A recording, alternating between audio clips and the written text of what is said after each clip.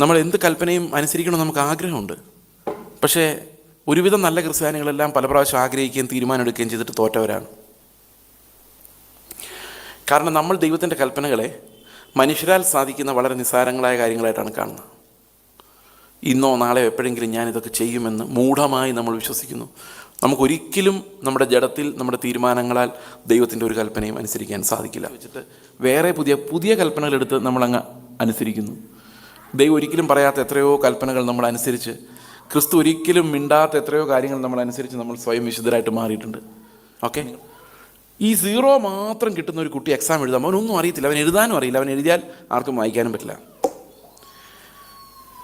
അങ്ങനെയാണ് ദൈവത്തിന് മുമ്പിൽ നമ്മുടെ അവസ്ഥ. നമ്മൾ വിചാരിച്ചിരിക്കുന്നത് എങ്ങനെയാണെന്നറിയോ?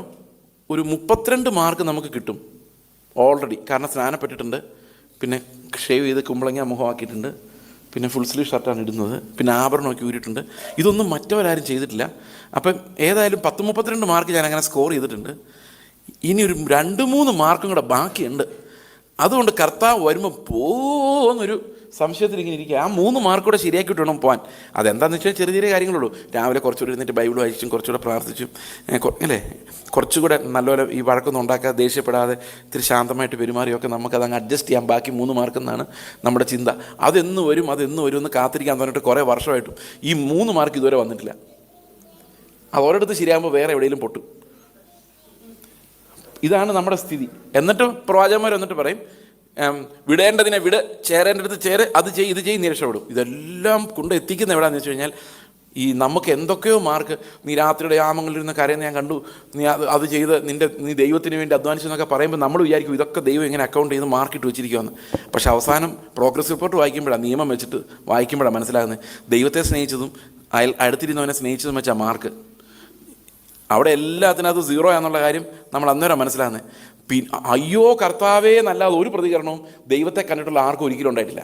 മനുഷ്യൻ പാപത്തിൽ വീണ് കിടക്കുന്ന മനുഷ്യനെ സംബന്ധിച്ച് അവന് ഒരിക്കലും കൽപ്പനകളാൽ രക്ഷപ്പെടാൻ പറ്റാത്ത ഒരു സാഹചര്യമുണ്ട്. എന്തുകൊണ്ട് കൽപ്പനകളാൽ രക്ഷപ്പെടാൻ പറ്റില്ല? അതിൻ്റെ പ്രധാനപ്പെട്ട കാരണം, കൽപ്പനകൾ, ന്യായപ്രമാണം നല്ലതാണെങ്കിലും അതനുസരിക്കാനുള്ളൊരു ശരീരം നമുക്കില്ല എന്നുള്ളത് കൊണ്ടാണ്. ചില ആൾക്കാർ പറയുന്നത് ഇങ്ങനെയാണ്, എൻ്റെ ബ്രദറെ ആ പാസ്റ്റർ പ്രാർത്ഥിച്ചാൽ നടക്കാത്ത കാര്യമൊന്നുമില്ല. റോങ്. എന്തുകൊണ്ട് റോങ് എന്നറിയോ? അങ്ങനെ പ്രാർത്ഥനാപരമുള്ള ആരെയും ദൈവം പുതിയ നിയമത്തിൽ നിയോഗിച്ചിട്ടില്ല. പുതിയ നിയമത്തിൽ പ്രാർത്ഥനാ വരം എന്നൊരു വരമില്ല. അതുകൊണ്ട് ഈ താലന്ത് പരിശോധന പോലുള്ള പരിപാടികൾ ഉടനെ നിർത്തണമെന്ന് എനിക്കൊരു അഭിപ്രായമുള്ളത്. നിങ്ങൾ എല്ലാ സഭയിലും ഞാനിത് പറയാറുണ്ട്. AG പോകുമ്പോഴും ചർച്ച് ഓഫ് കൂടി പോകുമ്പോഴും IPC പോകുമ്പോഴും നിങ്ങളുടെ താലന്ത് ദൈവത്തിന് ആവശ്യമില്ല. അപ്പം നിങ്ങളിപ്പോൾ പറയും താലന്തുകളുടെ ഉപമയോ പാസ്റ്ററെ. അത് ജനിച്ചപ്പോഴേ അവരെ ഗർഭപാത്രത്തിൽ നിന്ന് അമ്മയുടെ ജീനുകളിൽ നിന്ന് കൊണ്ടുവന്ന താലന്തല്ല. അവരുടെ യജമാനൻ അവരെ വിനിമയം ചെയ്യാൻ ഏൽപ്പിച്ച താലന്താ. നമ്മൾ ഈ പറയുന്ന താലന്തുകളുണ്ടല്ലോ, അത് മരിച്ചാലേ, ദൈവത്തിന് മുമ്പിൽ മരിച്ചാലേ നമ്മളെ ദൈവത്തിന് ഉപയോഗിക്കാൻ പറ്റുള്ളൂ. ആദം പാപം ചെയ്യുമെന്ന് ദൈവത്തിന് അറിയാമായിരുന്നു. കാരണം ആദം പാപം ചെയ്തില്ലായിരുന്നുവെങ്കിൽ നമ്മുടെ അവസ്ഥ എന്താകുമായിരുന്നു? നമ്മളിപ്പോൾ എവിടെ ആയിരുന്നേനെ? ഏദൻ തോട്ടത്തിൽ തന്നെ നല്ല ഒന്നാന്തരം പഴവും കഴിച്ച്, കാർബൈഡും മറ്റ് പ്രശ്നങ്ങളും മയക്കുമരുന്നൊന്നും ഇല്ലാത്ത ശുദ്ധമായ പഴം കഴിച്ച്, തുണി വാങ്ങിക്കാൻ വേണ്ട, ഒരു ചിന്തകളും ഇല്ലാതെ ഇങ്ങനെ തുള്ളിക്കളിച്ച് മൃഗങ്ങളുടെ കൂടെ, മാൻ്റെ കൂടെയൊക്കെ നടന്നേനെ അല്ലേ? എന്ത് രസമായിരുന്നേനെ അല്ലേ? പക്ഷെ നമ്മളെല്ലാവരും ആദമിൽ തികഞ്ഞവരായി പോയേനെ. പക്ഷെ ദൈവത്തിൻ്റെ ഉദ്ദേശം ആദമിൽ തികഞ്ഞ കുറേ ആൾക്കാരെ സംഘടിപ്പിക്കുക എന്നുള്ളതായിരുന്നില്ല, ക്രിസ്തുവിൽ തികഞ്ഞ കുറേ ആളുകളെ നിത്യതയിൽ നേടുക എന്നുള്ളതായിരുന്നു. ഈ ആദമിൽ തികഞ്ഞവരും ക്രിസ്തുവിൽ തികഞ്ഞവരും തമ്മിൽ വലിയൊരു വ്യത്യാസമുണ്ട്. ആദമിന് ദൈവത്തിൻ്റെ ശക്തി മാത്രമേ അറിയത്തുള്ളൂ. എന്നാൽ നമുക്ക് ദൈവത്തിൻ്റെ ബലഹീനത അറിയാം. ദൈവത്തെക്കുറിച്ചുള്ള അറിവാണ് നിത്യജീവൻ. ആദമിന് ദൈവത്തിൻ്റെ ശക്തി അറിയാം, സൃഷ്ടിയെക്കുറിച്ച് അറിയാം. പക്ഷെ നമുക്ക് ദൈവത്തിൻ്റെ ബലഹീനതയെക്കുറിച്ച് അറിയാം. എന്താണ് നമ്മൾ ദൈവത്തിൻ്റെ ബലഹീനത? അപ്പോൾ ക്രിസ്തുവിൽ നമ്മൾ ഓൾറെഡി പരിപൂർണരാണെങ്കിൽ പിന്നെ എന്തിനാണ് ദൈവത്തിൻ്റെ എല്ലാ നിറവിനാലും നിറഞ്ഞു വരണമെന്ന് നമ്മൾ പ്രാർത്ഥിക്കുന്നത്? എന്തിനു വേണ്ടിയാണ്? നമ്മൾ എന്ത് കൽപ്പനയും അനുസരിക്കണം നമുക്ക് ആഗ്രഹമുണ്ട്. പക്ഷേ ഒരുവിധം നല്ല ക്രിസ്ത്യാനികളെല്ലാം പല പ്രാവശ്യം ആഗ്രഹിക്കുകയും തീരുമാനമെടുക്കുകയും ചെയ്തിട്ട് തോറ്റവരാണ്.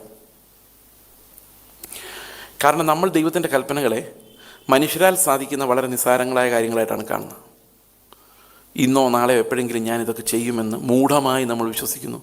നമുക്കൊരിക്കലും നമ്മുടെ ജഡത്തിൽ നമ്മുടെ തീരുമാനങ്ങളാൽ ദൈവത്തിൻ്റെ ഒരു കൽപ്പനയും അനുസരിക്കാൻ സാധിക്കില്ല. പിന്നെ നമ്മൾ ചെയ്യുന്നത് ഈ കൽപ്പനകളെ മാറ്റിവെക്കുകയാണ്, അനുസരിക്കാതെ. അങ്ങനെയാണ് ഗിരിപ്രഭാഷണമൊക്കെ നമ്മൾ വളരെ വർഷങ്ങളായിട്ട് നമ്മുടെ സഭകൾ മാറ്റിവെച്ചിരിക്കുന്നത്. ഗിരിപ്രഭാഷണങ്ങൾ മാറ്റിവെച്ചു, കാരണം അത് നമുക്ക് അനുസരിക്കാൻ നിവൃത്തിയില്ല.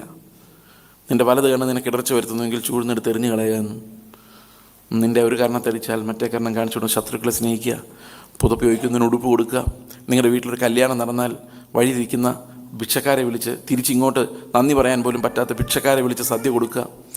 ഇതെല്ലാം പറഞ്ഞ് ഒരു തരത്തിലും നമ്മൾ ആരും അനുസരിച്ചിട്ടില്ലാത്ത കുറേ കൽപ്പനകൾ. നമ്മൾ ക്രിസ്തുവിൻ്റെ കൽപ്പനകൾ നിങ്ങൾ വായിച്ച് ശ്രദ്ധിച്ചിട്ടുണ്ടോ? ഇതൊന്നും ഒരു മനുഷ്യനും അനുസരിച്ചിട്ടില്ല. ലോകത്തിൽ ക്രിസ്തു അല്ലാതെ വേറെ ആർക്കും അനുസരിക്കാൻ പറ്റാത്ത കൽപ്പനകൾ. പക്ഷെ നമ്മൾക്ക് രണ്ട് ഓപ്ഷനാണ്. ചില ആളുകൾ വിശ്വസിക്കുന്നു ദൈവം പറയുന്നതെല്ലാം നമുക്ക് അനുസരിക്കാൻ പറ്റും.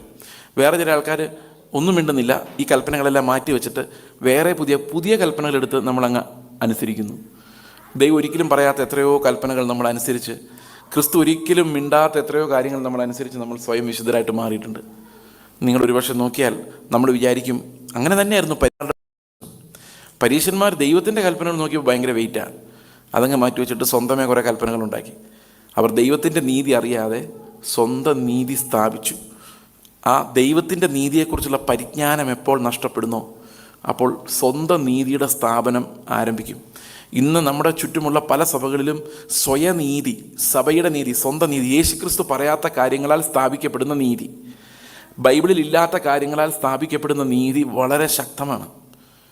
അത് വിശുദ്ധിയുടെ ഒരു അടയാളമായി പലപ്പോഴും നമ്മൾ കാണുന്നുണ്ട്. ഒരു ചെറിയ ഉദാഹരണം എടുത്താൽ, ആശുപത്രിയിൽ പോകരുതെന്ന് വിശ്വസിക്കുന്ന സഭകളുണ്ട്. കർത്താവ് അങ്ങനെ പറഞ്ഞിട്ടില്ല, പോകാതിരിക്കുന്നതാണ് നല്ലത്. കാരണം ഇപ്പോൾ ഇക്കാലത്ത് ആശുപത്രിയിൽ പോയാൽ ഒരു ഡോറിൽ കൂടെ പോയി വേറെ ഏത് ഡോറിലൂടെ ഇറങ്ങി വരുന്നതെന്ന് പറയാൻ പറ്റില്ല. So it is safe to keep away as much as possible. പക്ഷേ അങ്ങനൊരു കൽപ്പനയില്ല. കൽപ്പനയില്ലാത്ത കാര്യങ്ങൾ നമ്മൾ ഊന്നുന്നത് എന്തിനാണ്? ദൈവത്തിൻ്റെ കൽപ്പനകൾ അനുസരിക്കാൻ പ്രയാസമുള്ളതുകൊണ്ടാണ്.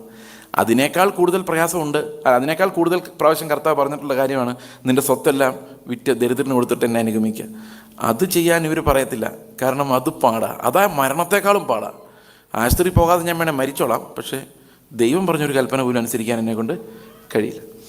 ഇത് പലപ്പോഴും ഉള്ളൊരു പ്രതിസന്ധിയാണ്, ദൈവത്തിൻ്റെ കൽപ്പനകൾ അനുസരിക്കാനുള്ള പ്രയാസം. കർത്താവ് ധനവാനായ മനുഷ്യനോട് പറഞ്ഞു, യങ് റിച്ച് റൂളറിനോട് പറഞ്ഞൊരു കാര്യം എന്താണെന്നറിയാം? നിനക്കൊരു കുറവുണ്ട്, നിനക്കുള്ളതെല്ലാം ദരിദ്രന് കൊടുത്തിട്ട് എന്നെ അനുഗമിക്കും. ഇത് നമുക്ക് ഈ തിയോളജിയന്മാരുടെ ആവശ്യം എന്താണെന്ന് വെച്ച് കഴിഞ്ഞാൽ എങ്ങനെ അനുസരിക്കാതിരിക്കാം എന്ന് കണ്ടെത്താൻ വേണ്ടിയാണ്. വ്യാഖ്യാതാക്കൾ അതിനു വേണ്ടിയാണ് ബൈബിൾ വ്യാഖ്യാനിക്കുന്നത്. ഇതെങ്ങനെ വ്യാഖ്യാനിച്ചേക്കുന്നത് കേട്ടാൽ നിങ്ങൾ ഒരുപക്ഷെ ഞെട്ടു. പക്ഷേ നിങ്ങൾ കേട്ടിട്ടുണ്ടാവില്ല. യെരുശലേം ദേവാലയത്തിന് മുമ്പിൽ കർത്താവ് പറഞ്ഞു, ഒട്ടകം സൂചിക്കുഴലിലൂടെ കിടക്കുന്നതിനേക്കാളും പ്രയാസമാണ് ധനവാൻ ദൈവരാജ്യത്തിൽ കിടക്കാൻ. അപ്പോൾ വ്യാഖ്യാതാക്കൾ കണ്ടുപിടിച്ച് എന്താണെന്ന് വെച്ച് കഴിഞ്ഞാൽ, യെരുശലേം ദേവാലയത്തിലേക്ക് പ്രവേശിക്കുന്ന ഒരു വാതിൽ സൂചിക്കുഴ എന്നായിരുന്നു അതിൻ്റെ പേര്. അതിൽ ഒട്ടകങ്ങൾക്ക് കയറണമെങ്കിൽ അതിൻ്റെ ലോഡെല്ലാം എടുത്ത് മാറ്റിയിട്ട് പ്രത്യേക സ്കില്ലുള്ളവർക്ക് മാത്രമേ ഒട്ടകത്തെ അതിലേക്ക് കടത്താൻ പറ്റുമായിരുന്നുള്ളൂ. എന്ന് പറഞ്ഞാൽ അത്യാവശ്യം ധനവാന്മാരെ കയറ്റാവുന്ന രീതിയിൽ നമ്മളതിൻ്റെ കീ ഹോൾ വലുതാക്കി. പക്ഷെ ബൈബിളിൽ അതാണോ ഉദ്ദേശിച്ചത്? അല്ല. ഈ സൂചിക്കുഴ എന്ന് പേരുള്ള വാതിലൊക്കെ പുതിയ വ്യാഖ്യാതാക്കൾ കണ്ടുപിടിച്ചതാണ്. അങ്ങനൊരു സാധനമേ അവിടെയെങ്ങും ഇല്ല. എങ്ങനെ അനുസരിക്കാതിരിക്കാം? പക്ഷേ അനുസരിക്കാൻ പറ്റുകയില്ല എന്നുള്ളത് വേറൊരു കാര്യമാണ്. ഇനി അനുസരിച്ചാൽ അത് മഹാപ്രശ്നമായി മാറും എന്നുള്ളതാണ് അതിനേക്കാൾ വലിയ കാര്യം. കാരണം സ്വയനീതിയിൽ നമ്മൾ എന്തനുസരിച്ചാലും അത് നമുക്കൊരു കെണിയായിട്ടാണ് വരുന്നത്. ഉദാഹരണത്തിന് സ്വത്തെല്ലാം വിറ്റ് കൊടുത്തെന്ന് വിചാരിച്ചോ, പിന്നെ അവൻ പ്രസംഗിക്കുന്ന മുഴുവൻ അതായിരിക്കും, അല്ലേ? ഒരു സൽപ്രവൃത്തി ചെയ്താൽ പിന്നെ അതിൻ്റെ ട്രംപറ്റടി തീരെയല്ല. അവൻ മാത്രമല്ല, അവൻ മാക്സിമം ആൾക്കാരെ കൊണ്ട് ട്രംപറ്റ് അടിപ്പിക്കും. ഇത് ഓരോ സൽപ്രവൃത്തിയും നമ്മളെ അഹങ്കാരികളാക്കിയാണ് മാറ്റുന്നത്. നിങ്ങൾ നോക്കിക്കേ, സൽപ്രവൃത്തികളാൽ മനുഷ്യനെ രക്ഷിക്കാൻ പറ്റാത്തതിൻ്റെ പ്രധാന കാരണം ഓരോ കൽപ്പനകൾ നമ്മൾ അനുസരിക്കുമ്പോഴും അതനുസരിക്കാത്തവരോടുള്ള പുച്ഛമാണ് നമ്മുടെ ജീവിതത്തെ നിയന്ത്രിക്കുന്നത്. അവരെക്കാൾ ഭേദമാണ് ഞാനെന്ന പരീശത്വമാണ് നമ്മളെ നിയന്ത്രിക്കുന്നത്. അതുകൊണ്ട് കൽപ്പനകളാൽ മനുഷ്യനെ രക്ഷിക്കുക എന്നുള്ളത് അസാധ്യമായിരുന്നു. അതുകൊണ്ടാണ് ന്യായപ്രമാണത്താൽ ഒരു ജഡവും നീതീകരിക്കപ്പെടുകയില്ല എന്ന് അസന്നിഗ്ധമായിട്ട് കർത്താവ് പറഞ്ഞത്. അന്ന് കർത്താവ് വരുമ്പോൾ സംഭവിച്ചൊരു പ്രധാനപ്പെട്ട കാര്യം, 2 തരം ജനങ്ങളെ ആകെ ഉണ്ടായിരുന്നുള്ളൂ. ഒന്ന് നീതിമാന്മാരെന്ന് വിചാരിച്ചവരും, മറ്റൊന്ന് പാപികളെന്ന് തിരിച്ചറിഞ്ഞവരും. 2 ഗ്രൂപ്പേ ഉണ്ടായിരുന്നുള്ളൂ. ഇവരാരും ദൈവത്തിൻ്റെ സന്നിധിയിൽ നീതിമാന്മാരായിരുന്നില്ല. നീതി പ്രവൃത്തികൾ ചെയ്തവരെല്ലാം സ്വയനീതിക്കാരായി അവർ മറ്റു സഭക്കാരെ നോക്കി പറഞ്ഞു, ഞങ്ങൾ ചെയ്യുന്ന പോലെ ഒന്നും ചെയ്യാത്തവർ, ഞങ്ങളിൽ നിന്ന് വ്യത്യസ്തരായവർ, അവർ ദൈവത്തിന് വെളിയിലുള്ളവർ, ഞങ്ങളകത്തുള്ളവർ. പക്ഷേ ഞങ്ങളകത്തുള്ളവർ എന്ന് പറയുമ്പോഴും നമ്മളൊരു കൽപ്പന അനുസരിച്ചിട്ടില്ല. നമ്മളൊരു കൽപ്പനയും അനുസരിച്ചിട്ടില്ല. നമ്മൾ അവൻ്റെ മുൻപിൽ അനുസരിക്കുന്നതായി അഭിനയിച്ചിട്ടേ ഉള്ളൂ. നമ്മൾ ദൈവത്തിന് മുമ്പിൽ നമ്മൾ സ്ഥാപിച്ച നീതികൾ വെച്ച് എന്തൊക്കെയോ അനുസരിച്ചിട്ട് ദൈവത്തോട് അതിൻ്റെ പേരിൽ വിലപേശിയിട്ടേ ഉള്ളൂ. ഇത്രയും നാളായിട്ട് ഞാൻ വിശ്വാസത്തിലല്ലേ ദൈവമേ, നീ അവനെ അനുഗ്രഹിച്ച പോലെ എന്നെ അനുഗ്രഹിക്കാത്തെന്ന് ചോദിക്കുന്ന വിലപേശലുകളെ നമ്മൾ നടത്തിയിട്ടുള്ളൂ. ഇതിൻ്റെ എല്ലാ പ്രശ്നം റോമാലേഖനം 7-ാം അധ്യായത്തിൽ പൗലോസ് അത് കൺക്ലൂഡ് ചെയ്യുന്നത് ഇങ്ങനെയാണ്. അത് നമ്മൾ അറിഞ്ഞിരിക്കേണ്ട, വളരെ പ്രധാനമായി പഠിച്ചിരിക്കേണ്ട ഒരു കാര്യമാണ്. റോമാലേഖനം 7-ഉം 8-ഉം. 7-ാം അധ്യായം ഒരു ഞരക്കത്തിൻ്റെ അധ്യായമാണ്. 7-ാം അധ്യായത്തെക്കുറിച്ച് പലരും പറയും. ഞാൻ അതിനെക്കുറിച്ച് വിശദീകരിക്കുന്നില്ല. ഇതിനെക്കുറിച്ച് വിശദമായ പ്രസംഗങ്ങൾ നിങ്ങൾക്ക് യൂട്യൂബിൽ വേറെ ഉണ്ട്. ഞാൻ തന്നെ നേരത്തെ അങ്ങനെ റെക്കോർഡഡ് ആയിട്ടുണ്ട്. അതുകൊണ്ട് ഇനി ഇത് വിശദീകരിക്കുന്നില്ല. പക്ഷേ അതിൻ്റെ ഒരു പ്രധാന കാര്യം നമ്മൾ മനസ്സിലാക്കേണ്ടത്, അവിടെ പൗലോസ് പറയുന്നത് പൗലോസിൻ്റെ ജീവിതത്തെക്കുറിച്ചല്ല. അത് നമ്മുടെ ഒരു തെറ്റിദ്ധാരണയാണ്. നമ്മൾ വിചാരിക്കുന്നത് പൗലോസ് രക്ഷിക്കപ്പെടുന്നതിന് മുമ്പുള്ള ചരിത്രമാണ് അത്. വേറെ ചിലർ പറയുന്നത് പൗലോസ് രക്ഷിക്കപ്പെട്ട ശേഷവും പാപത്തോടുള്ള യുദ്ധം തുടർന്നു, അതുകൊണ്ടാണ്. എന്നാൽ അത് രണ്ടുമല്ല. അത് ശരിക്കും നിയമം കൊണ്ട് എന്തുകൊണ്ട് മനുഷ്യൻ രക്ഷപ്പെടില്ല എന്നുള്ളതിൻ്റെ ഒരു എക്സ്പ്ലനേഷനാണ്. 7-ാം അധ്യായം മുഴുവൻ പറയുന്നത് why the law cannot save us.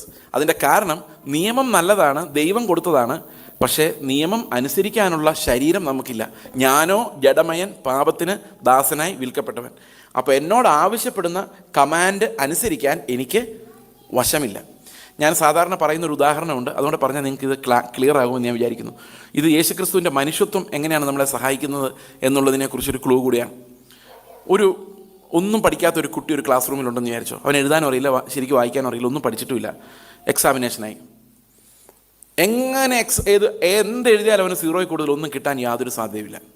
Okay, ഈ 0 മാത്രം കിട്ടുന്ന ഒരു കുട്ടി എക്സാം എഴുതാം. അവനൊന്നും അറിയത്തില്ല, അവൻ എഴുതാനും അറിയില്ല, അവൻ എഴുതിയാൽ ആർക്കും വായിക്കാനും പറ്റില്ല. അങ്ങനെയാണ് ദൈവത്തിന് മുമ്പിൽ നമ്മുടെ അവസ്ഥ. നമ്മൾ വിചാരിച്ചിരിക്കുന്നത് എങ്ങനെയാണെന്നറിയോ?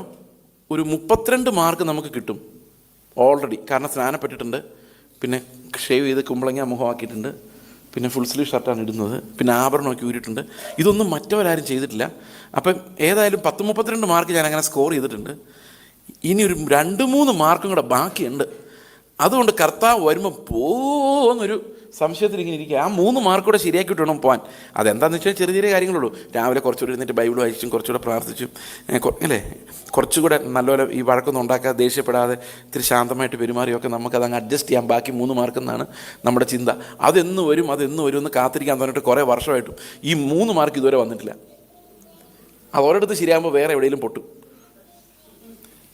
ഇതാണ് നമ്മുടെ സ്ഥിതി.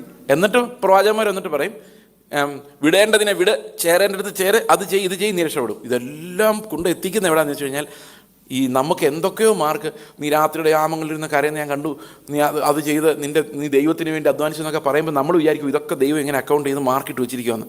പക്ഷേ അവസാനം പ്രോഗ്രസ് റിപ്പോർട്ട് വായിക്കുമ്പോഴാണ്, നിയമം വെച്ചിട്ട് വായിക്കുമ്പോഴാണ് മനസ്സിലാകുന്നത് ദൈവത്തെ സ്നേഹിച്ചതും അടുത്തിരുന്നവനെ സ്നേഹിച്ചതും വെച്ചാൽ മാർക്ക്. അവിടെ എല്ലാത്തിനകത്തും 0 എന്നുള്ള കാര്യം നമ്മൾ അന്നേരം മനസ്സിലാകുന്നത്. അയ്യോ കർത്താവേ എന്നല്ലാതെ ഒരു പ്രതികരണവും ദൈവത്തെ കണ്ടിട്ടുള്ള ആർക്കും ഒരിക്കലും ഉണ്ടായിട്ടില്ല.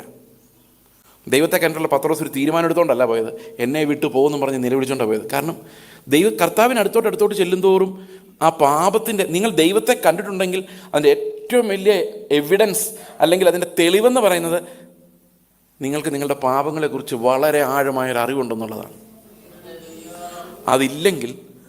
അതില്ലെങ്കിൽ നിങ്ങൾ ദൈവത്തെ ഒരിക്കലും കണ്ടിട്ടില്ല. നിങ്ങൾ ദൈവത്തെ അല്ല കണ്ടിരിക്കുന്നത്. നിങ്ങൾ നിങ്ങളുടെ ആവശ്യങ്ങൾ നടത്തുന്ന നിങ്ങളുടെ ഒരു പ്രതിപുരുഷനെ, ഒരു കണ്ണാടിയിലുള്ളൊരു സൂപ്പർമാനെ കണ്ടിരിക്കുന്നത്.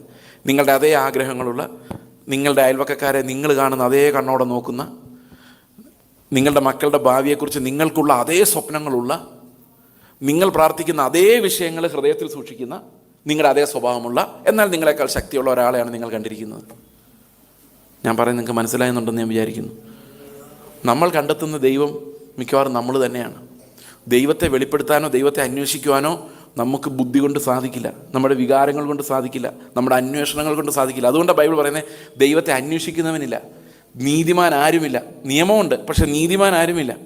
അപ്പോൾ രക്ഷയുടെ അടുത്തേക്ക് നമ്മൾ ചെല്ലണമെങ്കിൽ നമ്മുടെ കഴിവിനാൽ സാധിക്കില്ല. കാരണം നമ്മുടെ ശരീരത്തിൽ അത് നടക്കില്ല.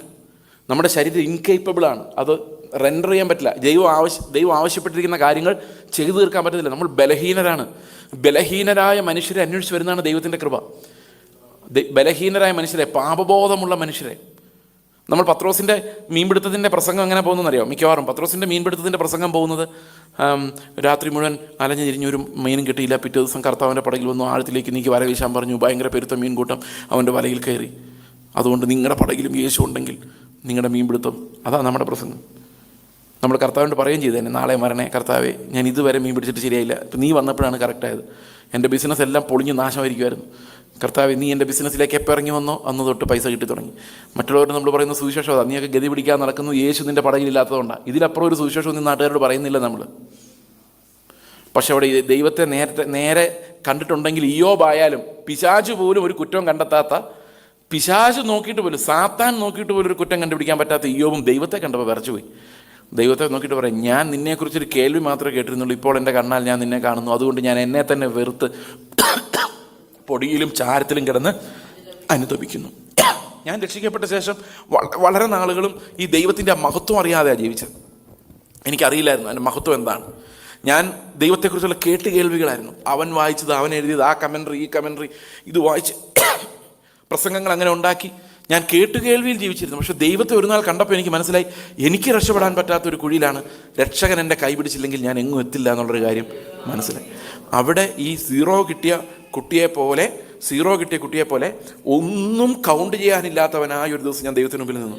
കർത്താവെ, ഞാൻ ചെയ്ത എല്ലാ പ്രവൃത്തികളും മാംസവും ജീവൻ ഉണ്ടാക്കാൻ കഴിയാത്തതുമാണ്. മാംസം ഒന്നിനും ഉപകരിക്കുന്നില്ല. ഇപ്പോൾ സീറോ ആയി. നമുക്ക് എപ്പോൾ സീറോ ആകുന്നോ അപ്പം മാത്രമേ നമുക്കൊരു പകരക്കാരനെ ആവശ്യമുള്ളൂ. അതല്ലെങ്കിൽ നമുക്ക് മാനേജ് ചെയ്യാമെന്നാണ് നമ്മളിപ്പോഴും ചിന്തിക്കുന്നത്. കുറച്ച് ദേഷ്യം ഉണ്ട് എനിക്ക്, ഞാൻ മാനേജ് ചെയ്തോളാം, ഞാൻ 2 ദിവസം ഉപവാസം, അതും ശരിയാവുമായിരിക്കും. ഇനി ഞാൻ മേലെ എൻ്റെ പിള്ളേരോട് ദേഷ്യപ്പെടില്ല. എത്ര ദിവസത്തേക്കാണ് സഹോദരങ്ങളെ? 1-2 ദിവസത്തേക്ക്. പത്രോസ് അങ്ങനെ ഒരു ഉഗ്രൻ തീരുമാനം എടുത്ത ആളാണ്. നീ മരിക്കുവാണേ നിൻ്റെ കൂടെ ഞാൻ മരിക്കും, നീ തടവിൽ പോകുവാണേ നിൻ്റെ കൂടെ ഞാൻ തടവിൽ പോകും. പക്ഷെ എത്ര നേരം ഉണ്ടായിരുന്നു? കർത്താവ് പറഞ്ഞ്, നേരം വെളുക്കുന്ന പോലെ പിടിച്ച് നിൽക്കാൻ പോലും നിന്നെ കൊണ്ട് കഴിയത്തില്ല. നേരം വെളുക്കുന്നതിന് മുമ്പ് നീ എന്നെ തള്ളി പറഞ്ഞിരിക്കും. കോഴി കൂവാന്ന് ഉദ്ദേശിക്കുന്നതാ. ഒരു 6 മണിക്കൂർ നിനക്കിത് പിടിച്ച് നിൽക്കാൻ പറ്റത്തില്ല ഈ തീരുമാനം. കാരണം അത്ര ഭയങ്കരമായ ശോധനകളാണ് അവൻ്റെ മുമ്പിലുള്ളത്. അവൻ വിചാരിച്ചിരിക്കുന്ന അവന് 35 മാർക്കും കിട്ടിയവനാണ്, ജയിക്കാനുള്ളത് മുഴുവൻ. പക്ഷേ ഒറ്റ ചെറിയ പരീക്ഷണത്തിൽ അവൻ മനസ്സിലായി, 0ൽ കൂടുതൽ ഒന്നും സ്കോർ ചെയ്യാൻ എത്ര വലിയ വീരനും സാധിക്കില്ല എന്നുള്ള കാര്യം. എന്തെല്ലാം ചെയ്താലും സാധിക്കില്ല എന്നുള്ള കാര്യം. എനിക്കറിയില്ല നിങ്ങൾ എത്ര പേര് ഈ 0 സ്റ്റേറ്റിലേക്ക് വന്നിട്ടുണ്ടെന്നുള്ള കാര്യം. അത് വന്നവർക്കേ ഞാൻ പറയുന്നത് ശരിക്കും മനസ്സിലാവുള്ളൂ. അവിടെ എത്തി, കർത്താവെ ഞാൻ വളരെയധികം ആളുകളെ വിധിക്കുന്ന ഒരാളായിരുന്നു. ഒരുപക്ഷെ നിങ്ങളുടെ പാസ്റ്റർക്ക് എന്നെ അറിയാവുന്ന ചേസ് അങ്ങനെയുള്ള ഒരാളായിരുന്നു. എവിടെയെങ്കിലും തെറ്റ് കണ്ടാൽ ചോദ്യം ചെയ്യുകയും ഉടക്കുകയും അത് ശരിയാണോ എന്ന് അന്വേഷിക്കുകയും അതിൻ്റെ അപ്പുറം കണ്ടിട്ട് അടങ്ങുകയും ചെയ്യുന്നയാൾ ഞാൻ. കാരണം പഠിത്തം നിർത്തിപ്പോയ പിള്ളേർ ഞങ്ങളുടെ ബൈബിൾ കോളേജ് വരെയുണ്ട്. എന്തെങ്കിലും കേസ് കാണും, അതുകൊണ്ട് റിപ്പോർട്ട് ചെയ്യും. പിന്നെ മനസ്സിലായത് ഇവന്മാരെക്കാൾ എല്ലാം മോശം ഞാനായിരുന്നു എന്നുള്ള കാര്യം. ആ ഒരു റിയലൈസേഷൻ വന്നു കഴിഞ്ഞപ്പം 0 ഞാൻ തന്നെയാണ്. കർത്താവ് എന്നോട് കാണിച്ച കൃപയാണ് എനിക്ക് മനസ്സിലാകാത്തത്. അവൻ്റെ സന്നിധിയിൽ ഞാനൊരു ദുഷ്ടമൃഗത്തെ പോലെയാണ് ഇരിക്കുന്നതെന്ന് മനസ്സിലായി കഴിഞ്ഞപ്പോഴാണ് എൻ്റെ പാപം എത്ര ഗൗരവമുള്ളതാണ്, വിധിക്കുന്ന പാപം, പരീക്ഷൻ്റെ പാപം എത്ര ഗൗരവമുള്ളതാണെന്ന് എനിക്ക് മനസ്സിലായത്. അപ്പോൾ ഇവിടെ ഈ 0 മാർക്ക് കിട്ടിയവന് കിട്ടുന്ന ഒരു സദ്വാർത്തയാണ് സുവിശേഷം. അവൻ എന്ത് നല്ല വാർത്തയാണ് നമുക്ക് കൊടുക്കാൻ പറ്റുന്നത്? എക്സാം ഈസ് അപ്രോച്ചിങ്, അല്ലേ? എക്സാം അടുത്ത് വരുമ്പം 0 മാർക്ക് കിട്ടാൻ മാത്രം വകുപ്പുള്ള ഒരു ഒരു ഒരു ഒരു ഒരു കുട്ടിക്ക് എന്ത് നല്ല വാർത്തയാണ് നമുക്ക് കൊടുക്കാൻ പറ്റുന്നത്? നിങ്ങളൊരു ടീച്ചറാണെന്ന് സങ്കല്പിച്ചോ, നിങ്ങളുടെ ക്ലാസ്സിൽ ഇങ്ങനെ ഒരു സ്റ്റുഡൻ്റ് ഉണ്ടെന്ന് വിചാരിച്ചോ. എന്തെഴുതിയാലും ഒന്നും വായിക്കാൻ പറ്റാത്ത ഒരു പേപ്പർ, അവൻ എപ്പോഴും അതാണ് പ്രൊഡ്യൂസ് ചെയ്യുന്നത്. ഇതിന് 35 മാർക്ക് കിട്ടിയാലേ ജയിക്കാൻ പറ്റുള്ളൂ. നിങ്ങൾക്കൊരു സദ്വാർത്ത, ഒരു നല്ല വാർത്ത, ഒരു സുവിശേഷം അവനോട് പറയാൻ പറ്റുമോ? ഞാനിതൊരു ചെറിയ ഡ്രാമയായിട്ട് നിങ്ങളുടെ മുമ്പിൽ പറയാം. ആ ടീച്ചർ വന്ന് അവനോട് ഇങ്ങനെ പറയാം, മോനെ നിനക്കൊരു നല്ല വാർത്ത ഞാൻ പറയാം. എന്താ ടീച്ചർ? ഈ പ്രാവശ്യം എക്സാമിനേഷന് ക്വസ്റ്റ്യൻ ഇടുന്നത് ഞാനാണ്. അപ്പോൾ അവന് ഭയങ്കര സന്തോഷമായി. അവൻ പറഞ്ഞു, ടീച്ചറെ ഒരു 35 മാർക്ക് ഇടാനുള്ള ക്വസ്റ്റ്യൻ എനിക്ക് പറഞ്ഞു തന്ന് ഞാൻ എഴുതിക്കോളാം. ടീച്ചർ പറഞ്ഞു 35 മാർക്കിൻ്റെ ക്വസ്റ്റ്യൻ പേപ്പർ മുഴുവൻ നിൻ്റെ തന്നാലും നിനക്കൊന്നും എഴുതാൻ പറ്റില്ല. കാരണം നമുക്ക് ചോദ്യങ്ങളൊക്കെ ഓൾറെഡി അറിയാം. സ്നേഹിക്കണം എന്നറിയാം, ക്ഷമിക്കണം എന്നറിയാം, കരുണ കാണിക്കണം എന്നറിയാം, രണ്ടുടുപ്പുള്ളവന് ഇല്ലാത്തവന് കൊടുക്കട്ടെ എന്നറിയാം. ചെയ്യാൻ പറ്റില്ല എന്നുള്ളതേ ഉള്ളൂ, എഴുതാൻ അറിയത്തില്ല. ക്വസ്റ്റ്യൻ പേപ്പർ നമുക്ക് 2000 വർഷം മുമ്പിട്ട് കിട്ടിയതാണ്, കയ്യിലിരിപ്പുണ്ട് താനും. പക്ഷേ ഇത് പ്രസംഗിച്ചുകൊണ്ട് നടക്കാമെന്നുള്ളതല്ലാതെ ഒന്നും ചെയ്യാൻ പറ്റുന്നില്ല. ഞാൻ ബൈബിൾ വായിച്ചുകൊണ്ടിരുന്നതും പ്രസംഗം ഉണ്ടാക്കാൻ വേണ്ടി ആദ്യകാലത്ത്. ഈ പ്രസംഗകരുടെ ഏറ്റവും വലിയ പ്രശ്നം ബൈബിൾ വായിക്കുന്ന പ്രസംഗം ഉണ്ടാക്കാൻ വേണ്ടി. അപ്പോൾ എനിക്ക് ഇന്ന് ഞാൻ ബൈബിൾ വായിച്ചുകൊണ്ടിരുന്നപ്പം എനിക്ക് തോന്നി പ്രസംഗത്തിൽ എന്താ പറയേണ്ടതെന്ന് ആലോചിച്ച് വെക്കാം. പക്ഷേ പ്രസംഗത്തിൽ പറയേണ്ട ഒരു വചനം പോലും ദൈവം എനിക്ക് തന്നില്ല, എന്നോടുള്ളത് മാത്രമേ തന്നുള്ളൂ. ഇതിൻ്റെ കാര്യം എന്താണെന്ന് വെച്ച് കഴിഞ്ഞാൽ നമ്മളെപ്പോഴും ഈ കൽപ്പനകൾ അറിഞ്ഞിരുന്നാൽ മതി, നമ്മൾ അനുസരിക്കണമെന്ന് നിർബന്ധമൊന്നുമില്ല. അതാണ് നമ്മുടെ പഠനം. രാവിലെ അപ്പൻ മോനോട് പറയാണ്, മോനെ നീ പോയി പാൽ മേടിച്ചുണ്ടോ? അപ്പം അവൻ പോയില്ല. കുറേ നേരം കഴിഞ്ഞൊരു 11 മണിയപ്പം പിന്നെയും വന്നു. അപ്പം ഇനി എന്താ പറയാനുള്ളത്? പറഞ്ഞു, നീ രാവിലെ പാൽ മേടിക്കാൻ പോയോ? ഇല്ല. പിന്നെ തന്നെ പിന്നെയും വന്ന് അപ്പൻ എന്തെല്ലാം പറയും എന്നറിയാൻ വേണ്ടിയാണ്. ഇങ്ങനെയാണ് നമ്മൾ പഠിക്കുന്നത്. അപ്പം നീ രാവിലെ പോയിട്ടാണെങ്കിൽ അപ്പന് പിന്നെയും പറഞ്ഞു തരാൻ ഇഷ്ടമായിരിക്കും. പക്ഷെ പോകാൻ നമുക്ക് പറ്റത്തുമില്ല, ഒന്നും അനുസരിക്കാനും നമുക്ക് സാധിക്കത്തില്ല, സീറോയാണ്. അതാണ് അവസ്ഥ. ഇപ്പോൾ ക്വസ്റ്റ്യൻ പേപ്പർ എല്ലാം മുമ്പിലുണ്ട്, കൽപ്പനകളെല്ലാം മുമ്പിലുണ്ട്, പക്ഷെ ഒന്നും അനുസരിക്കാൻ നമ്മളെ കൊണ്ട് കഴിയുന്നില്ല. അപ്പോൾ കർത്താവ് അല്ല, ഈ അടുത്ത നല്ല വാർത്ത, ഈ പ്രാവശ്യം നിൻ്റെ എക്സാമിനേഷൻ്റെ പേപ്പർ നോക്കുന്നത് ഞാനാ. ഓ, അത് കൊള്ളാം. അപ്പോൾ എവിടെയെങ്കിലും മാർക്ക് വാരിക്കോരിയിട്ട് എങ്ങനെയെങ്കിലും 35 കൊടുക്കാം. അപ്പം ടീച്ചർ പറഞ്ഞു, അത് നടക്കില്ല മോനെ, കാരണം നിൻ്റെ പേപ്പർ വേറെ ആരെങ്കിലും നോക്കിയാൽ എൻ്റെ ജോലി പോകും, അതുകൊണ്ട് ആ പണി നടക്കത്തില്ല. പിന്നെ എന്ത് സദ്വാർത്ഥം ഇവന് കൊടുക്കാൻ പറ്റുമെന്നറിയാം? പറയാം, ഇവനൊന്നും എഴുതാൻ വയ്യാത്തവനായതുകൊണ്ട് ടീച്ചർമാർക്കാണെ അറിയാം, ഇവൻ ഡിസ്ലെക്സിയ എന്ന് പറഞ്ഞൊരു അസുഖമുണ്ട്, ലേണിംഗ് ഡിസോർഡർ. അങ്ങനെയുള്ളവരെ ഒരു സ്ക്രൈബ് വെച്ച് എക്സാമിന് എഴുതിപ്പിക്കാം. സ്ക്രൈബ് എന്ന് പറയുന്നത് സാധാരണ വലിയ ക്വാളിഫിക്കേഷൻ ഉള്ള ആളൊന്നും ആയിരിക്കില്ല, ഈ വിഷയങ്ങളൊന്നും അറിയാത്ത ഒരാളായിരിക്കും. ഇവൻ പറഞ്ഞു കൊടുക്കും, അവൻ എഴുതും. അപ്പോൾ ടീച്ചർ പറഞ്ഞു, നിനക്കൊരു സ്ക്രൈബിനെ വെക്കാനുള്ള റൂളുണ്ട്. ഇപ്പം പറയും, അതുകൊണ്ട് എന്താ പ്രയോജനം? എനിക്കൊരു ഭാഗ്യം അറിയാൻ മേല പറഞ്ഞു കൊടുക്കാൻ, അവൻ തന്നെ എക്സാം എഴുതാൻ അനുവദിക്കില്ലോ, പറഞ്ഞു കൊടുക്കണ്ടേ? അപ്പോൾ ടീച്ചർ പറഞ്ഞു, ഈ പ്രാവശ്യത്തെ നിൻ്റെ സ്ക്രൈബ് ഞാനാ. എത്ര മാർക്ക് കിട്ടും അവന്? എത്ര മാർക്ക് കിട്ടും? ഇങ്ങനെ നമുക്ക് പകരം വേറൊരാൾ നമ്മുടെ ഓരോ ക്വസ്റ്റിനും ആൻസർ ചെയ്യാനുണ്ട് നമ്മുടെ കൂടെ. അവൻ നമ്മിൽ വസിക്കുന്നു എന്ന് പറഞ്ഞാൽ നമ്മുടെ ജീവിതത്തിൽ അനുഭവിക്കുന്ന ഓരോ ക്വസ്റ്റിനും ഞാനല്ല ക്രിസ്തു അത്രേ എന്ന പകരക്കാരൻ ജീവിക്കുന്നത് കൊണ്ടാണ് നമുക്ക് ഈ പാപത്തെ ജയിക്കാൻ പറ്റുന്നത്. It's not with our body but by the spirit. ആത്മാവിൽ അവൻ്റെ ജീവനിലാണ് ഇതിൻ്റെ എല്ലാ സൊല്യൂഷൻ ഇരിക്കുന്നത്. സോ നമ്മുടെ ജീവിതത്തിൻ്റെ ഓരോ ഘട്ടങ്ങളിലും ഈ പകരക്കാരൻ, അതാണ് അവിടുത്തെ മഹാപുരോഹിതൻ എന്ന എബ്രായ ലേഖനത്തിൽ പറയുന്ന മഹാപുരോഹിതൻ. He became my substitute in everything, in obedience. അവൻ അനുസരണത്തിലും. മഹാപുരോഹിതൻ നമുക്കറിയാം, നമ്മുടെ ഓരോരോ പള്ളികൾ, പണ്ട് യാക്കോബായെന്നും കത്തോലിക്കെന്നൊക്കെ വന്ന ആൾക്കാർ ഇതിനിടയിൽ കാണുമല്ലോ. അവരുടെ പള്ളികളിൽ, ഞാനൊരു ഓർത്തഡോക്സ് ബാക്ക്ഗ്രൗണ്ടിൽ നിന്ന് വന്നയാളാണ്. അപ്പോൾ പള്ളികളിൽ അച്ഛന്മാർ നിൽക്കുന്നത് എന്തിനു വേണ്ടിയാണ്? ആർക്ക് വേണ്ടിയാണ്? വേറൊരാളുടെ പ്രതിനിധിയായിട്ടാണ്, അല്ലേ? അച്ഛന്മാർ നിൽക്കുമ്പോൾ അവിടെ നിൽക്കുന്ന മുഴുവൻ ജനത്തിനു വേണ്ടിയാണ് ആ കർമ്മം ചെയ്യുന്നത്. അപ്പോൾ കർമ്മം ചെയ്യുമ്പോൾ ഈ അച്ഛൻ ആരുടെ പ്രതിനിധിയാണ്? ഈ ജനത്തിൻ്റെ മുഴുവൻ. ആ യേശു ഇവിടെ വന്ന് അനുസരിക്കുമ്പോഴും മരിക്കുമ്പോഴും ഉയർത്തെഴുന്നേൽക്കുമ്പോഴെല്ലാം അവൻ ആരുടെ പ്രതിനിധിയായിരുന്നു? നമ്മുടെ പ്രതിനിധിയായിരുന്നു. മനസ്സിലാവുന്നുണ്ടോ ഞാൻ പറയുന്നത്? ഈ പ്രാതിനിധ്യം വഹിക്കുന്ന പൗരോഹിത്യമാണ് നമ്മളെ രക്ഷിച്ചത്. ഓക്കെ, അതുകൊണ്ട് തന്നെ യേശുവിൻ്റെ ദൈവത്വവും മനുഷ്യത്വവും വളരെ പ്രസക്തമാണ്. നമ്മൾ രാവിലെ കണ്ട പ്രധാനപ്പെട്ട കാര്യം എന്ന് പറയുന്നത്, യേശു ദൈവമാണെങ്കിൽ മാത്രമേ നമുക്ക് അവനെ ആരാധിക്കാൻ സാധിക്കുകയുള്ളൂ. രക്ഷയുടെ ഏറ്റവും വലിയ ക്ലൈമാക്സ് എന്താണെന്നറിയോ? അവസാന കാലത്ത് കൃപയുടെ മഹത്വം വെളിപ്പെടുമ്പോൾ ദൂതന്മാരും രക്ഷിക്കപ്പെട്ടവരും എല്ലാവരും കുഞ്ഞാടിൻ്റെ മുൻപിൽ വണങ്ങി അവൻ മഹത്വവും ബലവും ബഹുമാനവും സ്തുതിയും സ്വീകരിപ്പാൻ യോഗ്യൻ എന്ന് ആർത്തു വിളിക്കുന്ന ഒരു ആരാധനയുടെ ദിവസമുണ്ട്. അന്ന് ആരാധന സ്വീകരിക്കുന്ന ഈ കുഞ്ഞാടാ. അതിനർത്ഥം എന്താ? അവൻ ആരാധന സ്വീകരിക്കാൻ യോഗ്യൻ എന്ന് പറഞ്ഞാൽ അതിനർത്ഥം അവൻ ദൈവമാണ് എന്ന് തന്നെയാണ്. നിന്റെ ദൈവമായ കർത്താവിനെ അല്ലാതെ ആരെയും ആരാധിക്കരുത് എന്നുള്ളത് വേദപുസ്തകത്തിലെ കമാൻഡ്മെൻ്റാണ്. അതിനെതിരെ ഒരു പാപം ചെയ്യിപ്പിക്കാനല്ല ദൈവം നമ്മളെ രക്ഷിച്ചുകൊണ്ട് പോകുന്നത്. നമ്മൾ ദൈവത്തിന് മുൻപിലല്ലാതെ ആരുടെ മുൻപിലും മുട്ടുകുത്തുകയോ വണങ്ങുകയോ ചെയ്യുകയില്ല. അത് വെളിപ്പാട് പുസ്തകത്തിലായാലും രക്ഷയുടെ ക്ലൈമാക്സിൻ്റെ സമയത്തായാലും എവിടെയായാലും നാം വണങ്ങുന്ന കർത്താവ് ദൈവം തന്നെയാണ്. അവന് നമ്മുടെ ആരാധന സ്വീകരിക്കാൻ യോഗ്യതയുണ്ട്. അവൻ ഭൂമിയിലായിരുന്നപ്പോൾ അത് സ്വീകരിച്ചില്ല.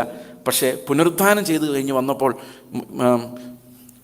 തോമസ് അവനോട് എൻ്റെ ദൈവവും എൻ്റെ കർത്താവും ആയുള്ളോവേ എന്ന് പറഞ്ഞപ്പോൾ അവൻ എതിർത്തില്ല, അവനത് സ്വീകരിച്ചു. ആരാധന സ്വീകരിക്കാൻ അവൻ്റെ ഗ്ലോറിയിലേക്ക് അവന് മടങ്ങിപ്പോകേണ്ടതായിട്ടുണ്ടായിരുന്നു. അതുവരെയും അവനത് സ്വീകരിച്ചില്ല. കാരണം ആ 3.5 വർഷക്കാലം ക്രൂശിൽ മരിച്ച് അവൻ പുനരുത്ഥാനം ചെയ്യുന്നത് വരെ അവൻ പൂർണ്ണ ദൈവവും പൂർണ്ണ മനുഷ്യനുമായിരിക്കെ തന്നെ അവൻ്റെ ആ മനുഷ്യത്വത്തിൽ അവൻ നമുക്ക് പകരക്കാരനായി. അതേ സമയത്ത് തന്നെ അവൻ ദൈവവും ആയിരുന്നു. He commands and he deserves our worship. നമ്മുടെ ആരാധന അവൻ അർഹിക്കുന്നു. അത് നമ്മളോട് അവൻ ആവശ്യപ്പെടുന്നു. കാരണം അവന് മാത്രമേ അത് സ്വീകരിക്കാൻ യോഗ്യതയുള്ളൂ. രണ്ടാമത്തെ കാര്യം നമ്മൾ പറഞ്ഞത്, യേശുക്രിസ്തു ദൈവമല്ലെങ്കിൽ അവൻ പറയുന്നത് വിശ്വസിക്കണമെന്ന് നമുക്ക് ബാധ്യതയില്ല. കാരണം വേറെ സാക്ഷികളില്ല, യേശുക്രിസ്തു മാത്രം. പഴയ നിയമത്തിലെ ഉപദേശങ്ങൾ എന്ന് പറഞ്ഞാൽ പലവിധ സാക്ഷികളാൽ ഭാഗമായിട്ടാണ് എഴുതപ്പെട്ടിരിക്കുന്നത്. പുതിയ നിയമത്തിൽ ക്രിസ്തുവിൻ്റെ വെളിപ്പാട് കണ്ട ശിഷ്യന്മാർ ആ ഒറ്റ വെളിപ്പാട് നോക്കിയിട്ടാണ് എഴുതിയിരിക്കുന്നത്. പഴയ നിയമം അങ്ങനെയല്ല. പഴയ നിയമം തലമുറകളായി വെളിപ്പെട്ട് ഭാഗമായി വെളിപ്പെട്ട് വന്നതിൻ്റെ വർഷങ്ങളായുള്ള ശേഖരമാണ് പഴയ നിയമം. അതിൽ ആദമിനോട് സംസാരിച്ചത് തൊട്ട് മലാഖിയോട് സംസാരിച്ചത് വരെയുണ്ട്. അതൊരു ലോങ് പീരീഡ് ഓഫ് ടൈമാണ്. എന്നാൽ പുതിയ നിയമത്തിൻ്റെ റെവലേഷൻ എന്ന് പറയുന്നത് it centred on one person, Jesus Christ. ക്രിസ്തു എന്ന ഏക വ്യക്തിയിൽ കേന്ദ്രീകൃതമാണ്. അവനെ കണ്ടവർ, അവനെ അറിഞ്ഞവർ, അവനെ അനുഭവിച്ചവർ. അതല്ലാതെ ആരും പുതിയ നിയമത്തിൽ ഒന്നും എഴുതിയിട്ടില്ല. അവൻ്റെ ജീവനിൽ നിന്ന് വന്നത് മാത്രമേ പുതിയ നിയമത്തിലുള്ളൂ. അതുകൊണ്ട് അവൻ ദൈവമല്ലെങ്കിൽ വേറെ ആരെങ്കിലും, നമുക്കറിയാം how different he's from all other religions. ലോകത്തിലുള്ള എല്ലാ മതങ്ങളിൽ നിന്നും, ഈവൻ പഴയ നിയമത്തിൽ നമ്മൾ ഒറ്റ നോട്ടത്തിൽ നോക്കിയാൽ കാണുന്ന നോട്ടത്തിൽ നിന്നും എല്ലാം കർത്താവ് എത്രയോ വ്യത്യസ്തനാണെന്ന് നമുക്കറിയാം, അല്ലേ? പഴയ നിയമം ഒറ്റ നോട്ടത്തിൽ നോക്കിയാൽ നമുക്കൊന്നും മനസ്സിലാവില്ല. ഈ ദൈവം തന്നെയാണോ പുതിയ നിയമത്തിലുള്ളതെന്ന് തോന്നുന്നു. അത്ര വ്യത്യാസം നമുക്കിത് വായിച്ച് നോക്കുമ്പോൾ ആദ്യം തോന്നുന്നത്. പക്ഷേ സത്യത്തിൽ വ്യത്യാസമൊന്നുമില്ല, രണ്ടും ഒന്ന് തന്നെയാണ്. പക്ഷെ നമുക്കത് തിരിച്ചറിയാൻ സാധിക്കത്തില്ല. യേശുക്രിസ്തു ഇത്രയും വ്യത്യസ്തമായൊരു കാര്യം പറയുമ്പോൾ നമ്മളത് വിശ്വസിക്കുന്നതിന് കാരണം, ആത്മാവ് നമ്മുടെ ഉള്ളിൽ അത് വിശ്വസിപ്പിക്കുന്നതിന് കാരണം അവൻ ദൈവമാണ്, അവൻ മാറ്റമില്ലാത്തവനാണ് എന്നുള്ളത് കൊണ്ടാണ്. ഒരു ദൂതനാണ് വന്ന് പറഞ്ഞതെങ്കിൽ പോലും നമ്മൾ വിശ്വസിക്കാൻ ബാധ്യസ്ഥരല്ല.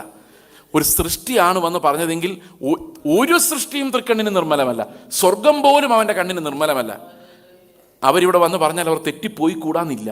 ദൈവത്തിന് മാത്രമേ ഉള്ളൂ അനന്യത, ഇറ്റേണിറ്റി, നിത്യത, ഇമ്മ്യൂട്ടബിലിറ്റി, മാറ്റം വരാത്തവൻ എന്ന ടൈറ്റിൽ ദൈവത്തിന് മാത്രമേ ഉള്ളൂ.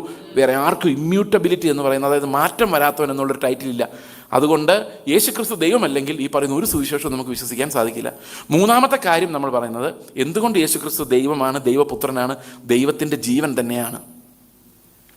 യേശുക്രിസ്തു ഒരു സൃഷ്ടിയായിരുന്നുവെങ്കിൽ അവനെ നമുക്ക് വിട്ടുതരുന്നതിലൂടെ ദൈവം തൻ്റെ സ്നേഹത്തെ കാണിച്ചു എന്ന് പറയാൻ പറ്റില്ല. കാരണം ഒരാളെ വിട്ട് കളഞ്ഞാൽ അടുത്തവനെ സൃഷ്ടിക്കാം. കാരണം ദൈവത്തിനൊരു നഷ്ടവുമില്ല. എന്നാൽ നമ്മെ രക്ഷിക്കാൻ ദൈവം തൻ്റെ ജീവനെ തന്നെ വെച്ചു എന്നാണ് ബൈബിൾ പറയുന്നത്. അത് അവൻ്റെ ജീവൻ തന്നെയാണ് അവൻ അവിടെ വെച്ചത്. ഒരു സൃഷ്ടിയെ വിട്ടുകൊടുക്കാനാണെങ്കിൽ നിസ്സാരമാണ് ദൈവത്തിന്. കാരണം വേറൊരു സൃഷ്ടി ഉണ്ടാക്കിയാൽ മതി, ഇതുപോലെ തന്നെ വേറൊരാളെ. പക്ഷേ യേശുക്രിസ്തു അങ്ങനെയല്ല. അവൻ്റെ തന്നെ തേജസ്സിൻ്റെ പ്രഭയും അവൻ്റെ തത്വത്തിൻ്റെ മുദ്രയും അവൻ്റെ മഹത്വം സകലതും ദേഹരൂപത്തിൽ വസിക്കുന്നവനുമാണ്. അപ്പോൾ എന്തുകൊണ്ട് ദൈവം, എന്തുകൊണ്ട് മനുഷ്യൻ? ഇത് നമുക്ക് മനസ്സിലാക്കുവാൻ ഈ ദൈവം എന്താണ് ഈ രക്ഷ കൊണ്ട് ഉദ്ദേശിക്കുന്നത് എന്ന് നമുക്കൊന്ന് ചിന്തിക്കേണ്ടതായിട്ടുണ്ട്. യോഹന്നാൻ്റെ സുവിശേഷം 17-ാം അധ്യായത്തിൽ നമ്മൾ ചില വാക്യങ്ങൾ നമ്മൾ വായിക്കുകയാണ്. ഓക്കെ, അതിനു മുമ്പ് മത്തായിയുടെ സുവിശേഷം 5-ാം അധ്യായത്തിലേക്ക് നമുക്ക് 5-ാം അധ്യായത്തിൽ 48-ാം വാക്യം ഇങ്ങനെയാണ് പറയുന്നത്: ആകയാൽ നിങ്ങളുടെ പിതാവ് സൽഗുണപൂർണനായിരിക്കുന്ന പോലെ നിങ്ങളും സൽഗുണപൂർണരാകുവിൻ. എളുപ്പമല്ലേ? വളരെ എളുപ്പമല്ലേ അത്? അല്ലേ? വളരെ എളുപ്പമല്ലേ? ആണോ? ആകയാൽ നിങ്ങളുടെ പിതാവ് സൽഗുണപൂർണനായിരിക്കുന്ന പോലെ. അപ്പം നമ്മുടെ പിതാവ് ആരാ? ദൈവം അല്ലേ? പിതാവ് സൽഗുണപൂർണനായിരിക്കുന്ന പോലെ നമ്മളും സൽഗുണപൂർണരാവുക. നമ്മളൊന്ന് ട്രൈ ചെയ്ത് നോക്കിയാലോ? നടക്കും തോന്നുന്നുണ്ടോ? എന്താ മിണ്ടാത്ത? നടക്കുമോ? എഫേസ്യ ലേഖനം 3:19 വായിച്ച്. എഫേസ്യ ലേഖനം 3:19.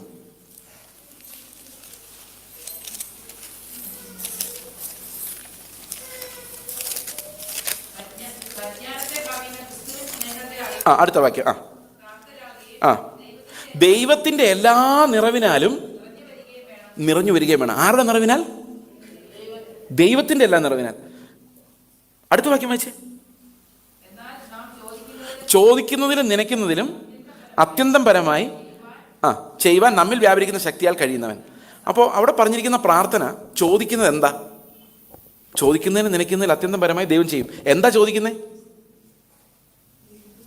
ദൈവത്തിൻ്റെ എല്ലാ നിറവിനാലും നിറഞ്ഞു വരണമെന്നും ഞാൻ പ്രാർത്ഥിക്കുന്നു. അപ്പോൾ നമ്മുടെ പ്രാർത്ഥനയുടെ ഒരു പ്രധാന ഭാഗമാണ്, കർത്താവേ, ദൈവത്തിൻ്റെ എല്ലാ നിറവും എന്നിൽ നിറഞ്ഞു വരണമേ. പ്രാർത്ഥിച്ചിട്ടുണ്ടോ നിങ്ങളങ്ങനെ? ഈ ദൈവത്തിൻ്റെ എല്ലാ നിറവും എന്ന് പറയുമ്പോൾ നമ്മൾ തെറ്റിദ്ധരിക്കരുത്. ചില കാര്യങ്ങൾ ദൈവം ആരോടും പങ്കുവയ്ക്കുന്നില്ല. എന്താണോ ദൈവം നമ്മളോട് പങ്കുവെക്കാത്തത്, ആ കാര്യങ്ങൾ ഈ 3.5 വർഷക്കാലം യേശു ക്രിസ്തുവും ഉപയോഗിച്ചിട്ടില്ല. മനസ്സിലാവുന്നുണ്ടോ? യേശു ക്രിസ്തു നമ്മളോട് എന്തു പങ്കുവെക്കുമോ അത് മാത്രമാണ് യേശു ക്രിസ്തു 3.5 വർഷവും ശുശ്രൂഷ സമയത്ത് ഉപയോഗിച്ചിട്ടുള്ളൂ.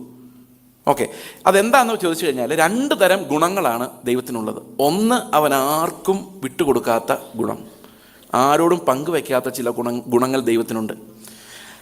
അതിലൊരു പ്രധാന കാര്യം ദൈവത്തിൻ്റെ ഇൻഡിപെൻഡൻസ് ആണ്. അവൻ ആരെയും ആശ്രയിക്കുന്നില്ല. ദൈവം ആരെയും ആശ്രയിക്കുന്നില്ല. അവന് നമ്മുടെ പൈസ വേണ്ട, കേട്ടോ. അവന് നിങ്ങളുടെ പൈസ വേണ്ട. അവന് ആഹാരം കൊടുക്കണ്ട, അവന് പൂജാകർമ്മങ്ങൾ ചെയ്യണ്ട, അവന് കുർബാന അർപ്പിക്കണ്ട, അവന് നിങ്ങളൊന്നും കൊടുക്കണ്ട. കാരണം അവനൊന്നിൻ്റെയും ആവശ്യമില്ല. ഈ ജനം മുഴുവനും ഈ ലോകത്തില്ലെങ്കിൽ പോലും ദൈവത്തിനൊരു കുറവും ഉണ്ടാവുകയില്ല. മനസ്സിലാവുന്നുണ്ടോ ഞാൻ പറയുന്നത്? He's always independent of his creation. അവൻ്റെ സൃഷ്ടിയിൽ നിന്ന് അവൻ പൂർണ്ണമായും സ്വതന്ത്രനാണ്. അത് ദൈവത്തിന് മാത്രമുള്ള ഗുണമാണ്. നമ്മൾ ഒരിക്കലും സ്വതന്ത്രരാകുന്നില്ല. നമുക്ക് ദൈവമില്ലാതെ ജീവിക്കാനോ ശ്വാസം വിടാനോ സാധിക്കില്ല. നമുക്ക് ദൈവമില്ലാതെ രക്ഷിക്കപ്പെടാൻ സാധിക്കില്ല. നമുക്ക് ദൈവമില്ലാതെ ഒരു എക്സിസ്റ്റൻസ് ഒരിക്കലും ഉണ്ടാകില്ല. നമുക്ക് ദൈവത്തെ ആശ്രയിക്കാതെ ജീവിക്കാൻ സാധിക്കില്ല. അതുകൊണ്ട് അവൻ്റെ ഇൻഡിപെൻഡൻസ് അവൻ ഒരിക്കലും നമുക്ക് പങ്കുവെക്കുന്നില്ല. പങ്കുവെക്കാത്ത വേറൊരു കാര്യമാണ് അവൻ്റെ ഇമ്മ്യൂട്ടബിലിറ്റി എന്ന് പറയുന്നത്. അതായത് അവന് ഒരിക്കലും മാറ്റം വരാത്തവനായ ദൈവമാണ്. ആ മാറ്റം വരാത്ത അവസ്ഥ നമുക്കില്ല. നമ്മുടെ താടി നരയ്ക്കും, തലമുടി നരയ്ക്കും, നമ്മൾ വളഞ്ഞു വരും, അവസാനം ചത്തും പോവും. നമ്മുടെ ബോഡി മാറിക്കൊണ്ടേയിരിക്കും. അത് സ്വഭാവവും മാറിക്കൊണ്ടിരിക്കും. നമ്മുടെ സ്വഭാവവും ഇങ്ങനെ മാറിക്കൊണ്ടിരിക്കും. പ്രത്യേകിച്ച് സ്വഭാവത്തെക്കുറിച്ചാണ് പറയുന്നത്, ഇമ്മ്യൂട്ടബിലിറ്റി. അവൻ ഏത് ഫോം വേണമെങ്കിലും എടുക്കാം. അവന് മനുഷ്യനായി വരണമെങ്കിൽ മനുഷ്യനായി വരാം. പക്ഷേ ഇമ്മ്യൂട്ടബിലിറ്റി എന്ന് പറയുമ്പോൾ അവൻ്റെ എസെൻഷ്യൽ നേച്ചർ, ഗോഡ്സ് നേച്ചർ, ദൈവത്തിൻ്റെ പ്രകൃതം ഒരിക്കലും മാറുകയില്ല. അതെപ്പോഴും അങ്ങനെ തന്നെ ഇരിക്കും. God will always be God. അതുകൊണ്ടാണ് എബ്രായ ലേഖനത്തിൽ ഒരു പ്രധാനപ്പെട്ട തീമാണ് യേശു ക്രിസ്തുവിന് പാപം ചെയ്യാൻ പറ്റുമായിരുന്നോ ഇല്ലായിരുന്നോ എന്നുള്ളൊരു വിഷയം.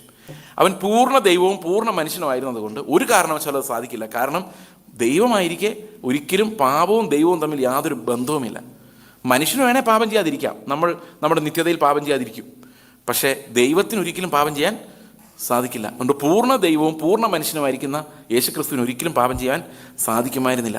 അപ്പോൾ ഇവിടെ നമ്മൾ മനസ്സിലാക്കേണ്ട ഒരു പ്രധാനപ്പെട്ട കാര്യം, യേശു ക്രിസ്തുവിൻ്റെ ദൈവത്വം, ഈ ദൈവത്വം നമ്മൾ അനുഭവിക്കണം എന്ന് ദൈവം ആഗ്രഹിക്കുന്നു. ദൈവത്തിൻ്റെ എല്ലാ ഗുണങ്ങളുമല്ല, അവൻ നമ്മളിലേക്ക് പകരുന്ന ഗുണങ്ങൾ, സ്നേഹം, കരുണ, വിശ്വസ്തത, അല്ലേ, ഇതെല്ലാത്തിൻ്റെ ഒരു പങ്ക് ദൈവം നമുക്ക് നൽകുന്നുണ്ട്. അത് നൽകാൻ ദൈവം തന്നെയാണ് ഈ ഭൂമിയിലേക്ക് ഇറങ്ങി വരുന്നത്. യോഹന്നാന്റെ സുവിശേഷം 17-ാം അധ്യായത്തിൽ യേശു ക്രിസ്തു വളരെ വ്യക്തമായിട്ട് പറയുന്നുണ്ട്. നമുക്കൊന്ന് വായിച്ചു നോക്കാം എന്താണ് യേശു കർത്താവ് നമുക്ക് പകരുന്നത് എന്നുള്ള കാര്യം. 17-ാം അധ്യായം